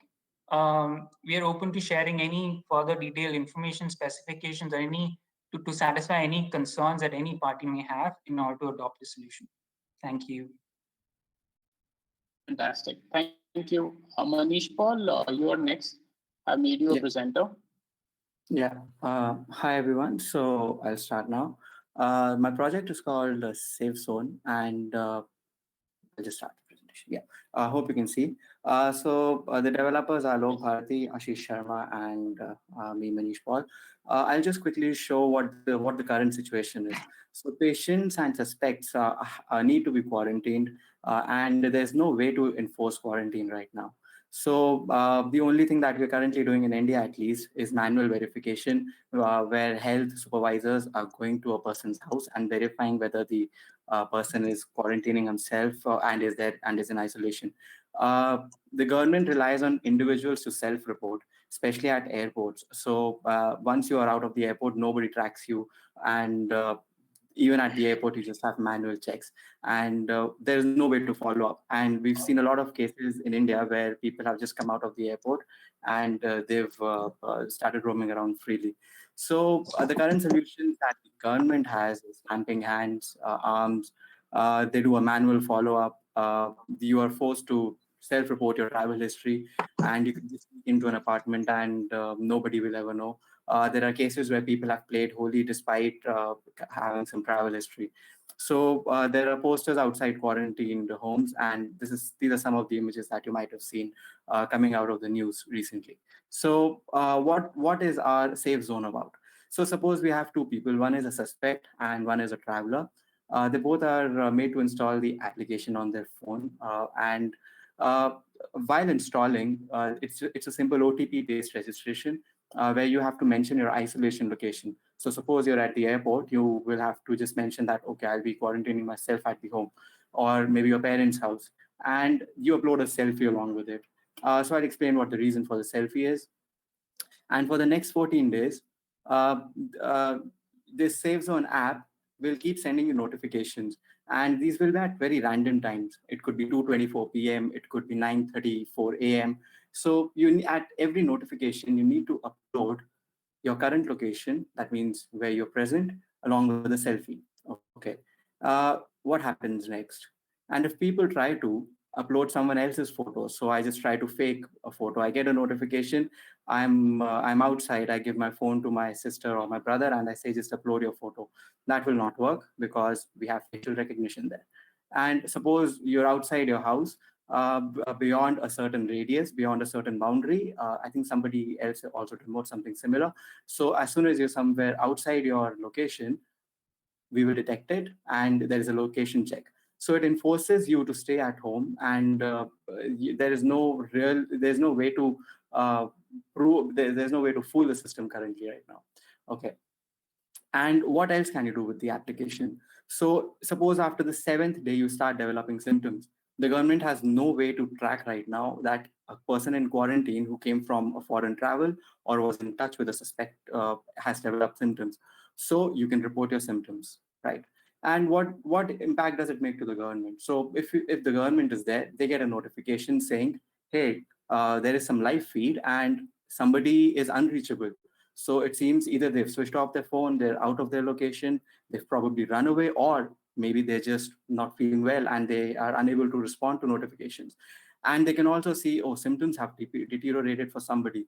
And that's not it. They track it on the map where exactly they're staying, and they can produce heat maps of every location where they see the maximum number of cases.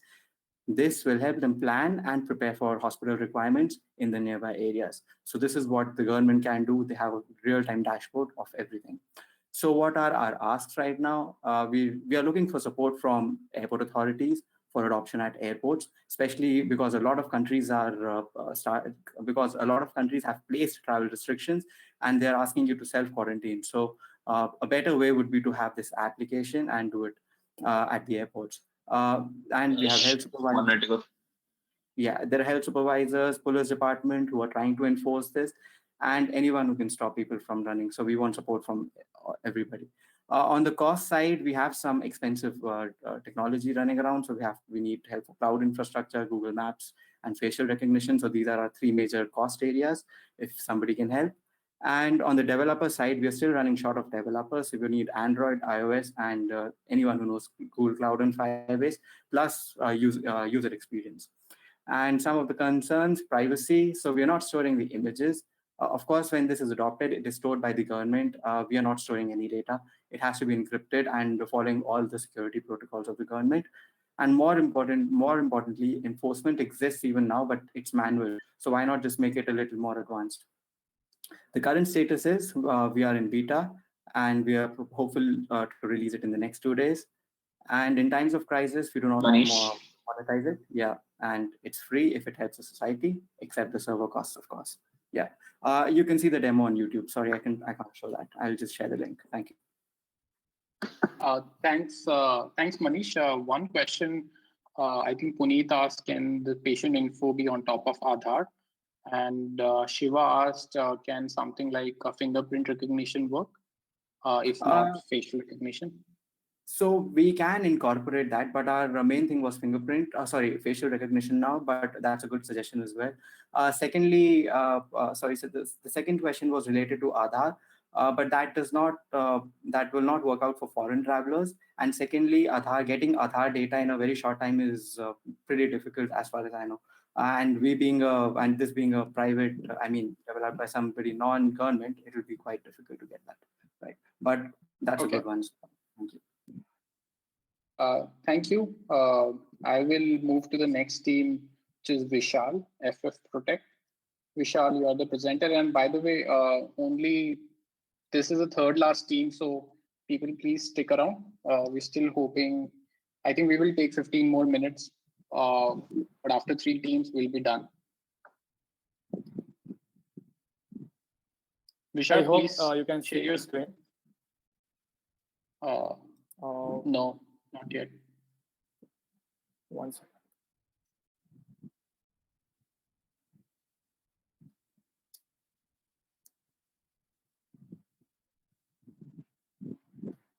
You're able to Vishal, if you're taking, see my screen? No. If you're taking time, we will come back to you. I will move to the next team. If you have to figure out logistics. Yeah, please go ahead. I'll just know the next. Yeah, maybe try restarting GoToWebinar. Niket, you're next. I'm making the presenter. Niket, over to you. Okay, hi, Paras. So is my screen visible? Hi. Yes.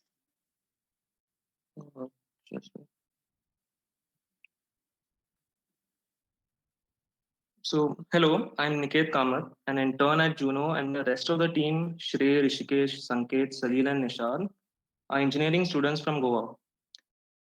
Dashboard tracker and are currently working on adding more features to it. And we are also building a community on Twitter and Telegram to combat fake news. So things are kind of getting out of our hands.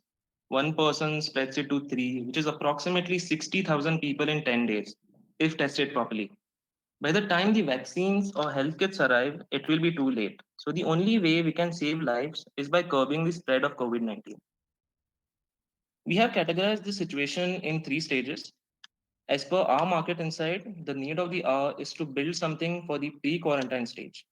Government is handling the post-quarantine and the medtech professionals are handling the quarantine stages very well. But we are running out of time and things might slip out of our hands soon. So how do we stop the panic? How do we create awareness? How do we save lives? By empowering each individual to take informed decisions. So we have built a corona tracker.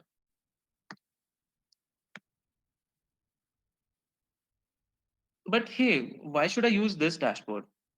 So apart from all the verified and live stats, we are also showing the infected case position on a city to village level basis. So not just state, and also which enables any user to check their location of how far the confirmed case is from their position. We have also put in health centers on the same tracker with all their details and how to get to them. Also, we are also displaying some other features as well, and you can even shift to the world data with just one toggle. The platform works seamlessly on any mobile device too. So coming back to the presentation, we we have seen some unexpected growth with just 10K people a couple of days ago to having 100K yesterday. And we would even be happy to open up our platform for other projects to get their early traction and an audience to blitzscale their project. We want to help others with our distribution. We've come a long way since we started in Feb without having any audience to having been featured by Niti Aayog, Indian Express, and various government newspapers. Also, we have a following of 5,000 people on Twitter where we push daily live updates. But this is not enough. Because we have a good distribution, we would love to be the hub of everything related to COVID-19 by collaborating with other projects. We have built a tracker and combated fake news. And now we want to build a hyperlocal platform to help the government. Something like this prototype that we have built for Mumbai and BMC. So here on the user side, I can see which are the infected areas, the high alert areas, where the cases have been. Also the location of hospitals, health centers, stadiums, which can be later used as isolation or quarantine centers. And also on the government side, they get all the data of the symptoms and the people who are showing symptoms. So at the moment, the data of infected people is more important, but we feel in 10 to 15 days, the data of which people are suspected will be more important. So we are working on collecting the suspected patients' data as well, which will be open sourcing later to something like Telemed's team of Startup versus India, where they can do the testing. We are also working on notifying the primary, secondary, and tertiary infected cases, depending upon their location in the last 14 days, and tell them if they need to quarantine themselves or get themselves tested. There are some privacy issues, but because everyone has a phone with GPS, we can target a much wider range of audience in this way. And we are really open to blitzscaling other projects as well. So any assistance from investor, Google Pay, Phone Pay to get any funds or donations will be used to build better platform by putting more paid features and even getting better hosting and servers. This will even help us in our distribution. It will also allow us to explore more ideas which we haven't even thought of because of financial constraints. We are in touch with people at Telemat's team and even the end coronavirus.org. So we assure you that all the funds will be made the best use of, and all the donations we have received so far, yeah, we have used to help people in Goa in the time of lockdown. Most importantly, we want to get in contact with people in the government who can help us build these new features faster because we really don't have any time to spare. Thank you. That's all from my side. Nikki, thank you. I have one question from Shiva. He's asking what privacy safety features are thought of to protect identity of suspected patients. And Alok Mittal is asking how is information being procured? So about the first question, we are still working on how to do that. We might even end up collaborating with some people who are doing contract tracing. But what we are thinking of right now is partnering with someone like some people from Google or even getting the uh, acceptance from the government to build something like that, where we can use this data of the last 14 days and help people curb this. And Paras, how can you is the repeat the information second being question procured? again? Yeah. Alok Mittal asks, how is information being procured? So we are still working on that. Like we aren't exactly like sure. We are still working out on different flows of how to go about that. But yeah, we'll be putting that out in like the next 2 days. And we'll be having like a proper structure of that too. Okay. Thanks, Niket. And everyone, in the interest of time, we will have Vijay's presentation next demo day. So at the end, we will just last project, Ajay Hegde. I'm making you the presenter. And after this, we'll wrap up the session with closing thoughts. Ajay, you should have the presentation access. You can unmute yourself.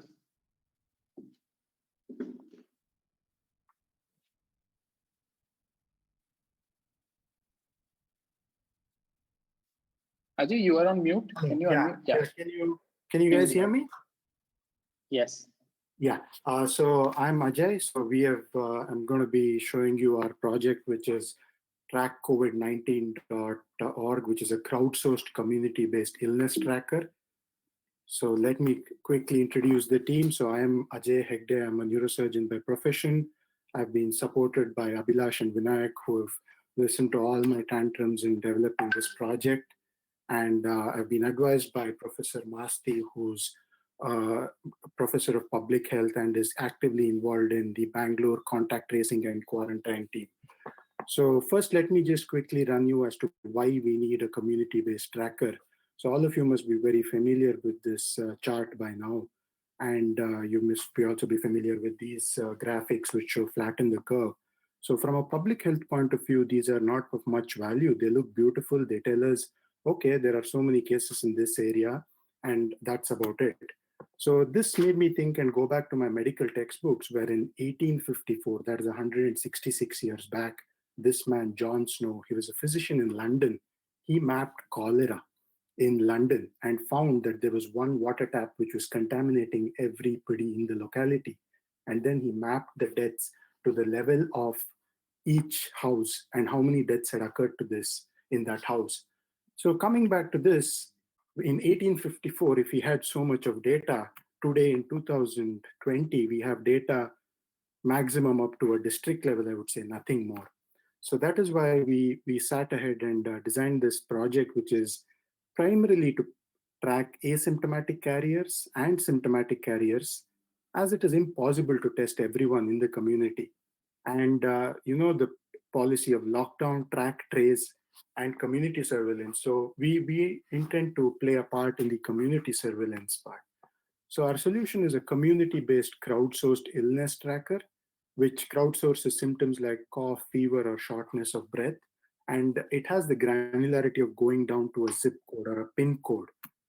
So there's a lot of evidence here I can share with whoever's interested. I will not bug you with that. So what we did is we took a world map, and then we layered all this data. We took the symptomatic people, healthy people, and then we took some confirmed positive and any other data set. And the source of this data was the healthy and symptomatic people came from crowdsourced data. The other two data sets are primarily by going through media articles and government databases to see if we can find specific locations of these people who are infected.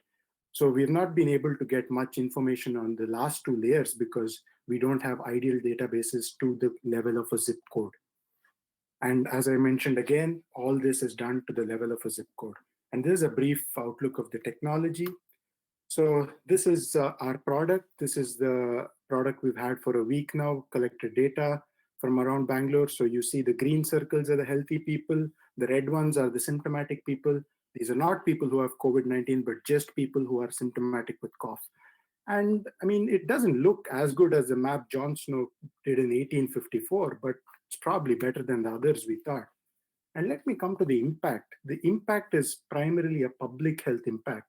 So I've demonstrated two representative samples. So if you see the green circle is big, then it means you're in a healthy community. So the public health individual of that area can say, okay, let's give this community some time, let's isolate it, or probably you could release them from a lockdown quicker. But the same community, if it has a big red circle, then that's really a problem. So then all the resources have to be directed to that community to test, and test.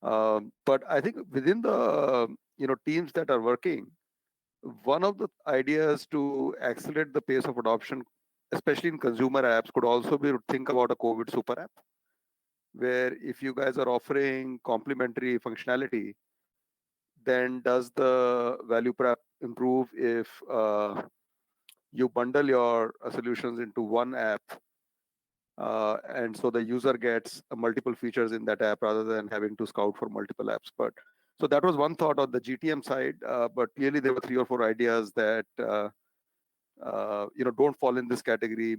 They might have their own favorable GTM curve. Thanks. Sure. Thanks, Alok. Biju, I'm unmuting you. Love to have some closing thoughts. Yeah, thank you so much. Great efforts, organizers, within a short time.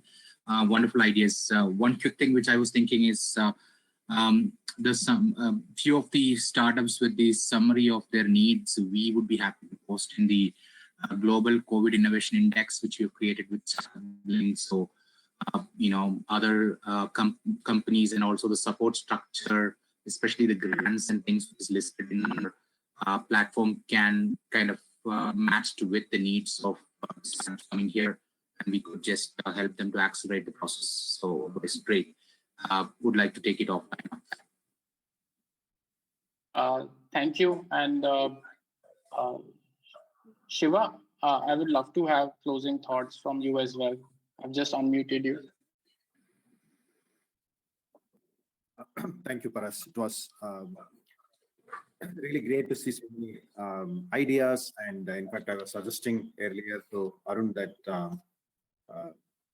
some of these ideas, similar to what the previous a super app or clubbing, joining hands, the ideas are similar and to increase pace of adoption. The other thing is that anything that involves public data or involves location data, we have to be really cognizant about privacy because rumors can spread and the person's safety could be at risk.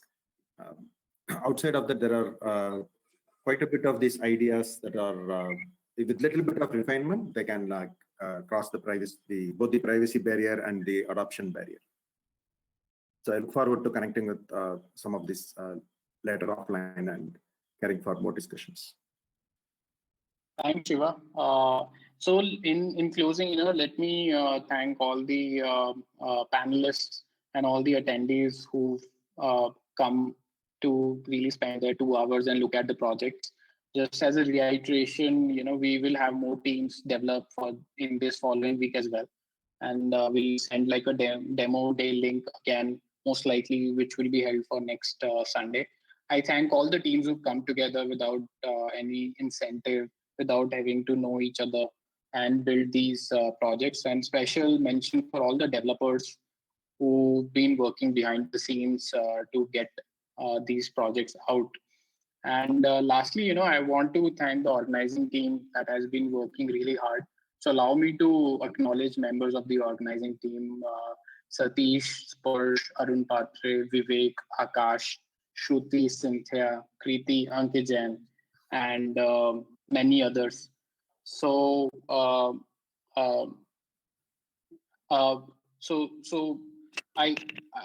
I just got a notification. Pranay, also one of the attendees, wants to speak. So I will unmute Pranay and then we'll close the session.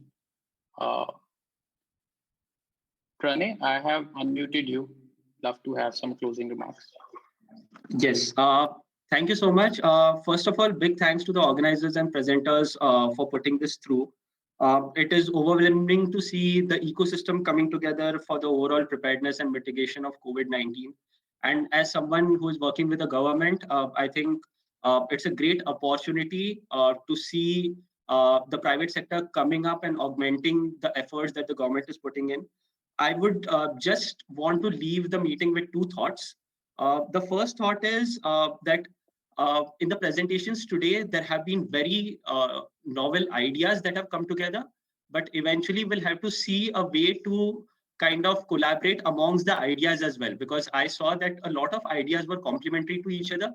So when we are focusing at a pandemic at large, I think there's a bigger avenue for the ideas to as well break the silos and come together in order to create a very coherent solution for developing ideas towards the preparedness and mitigation.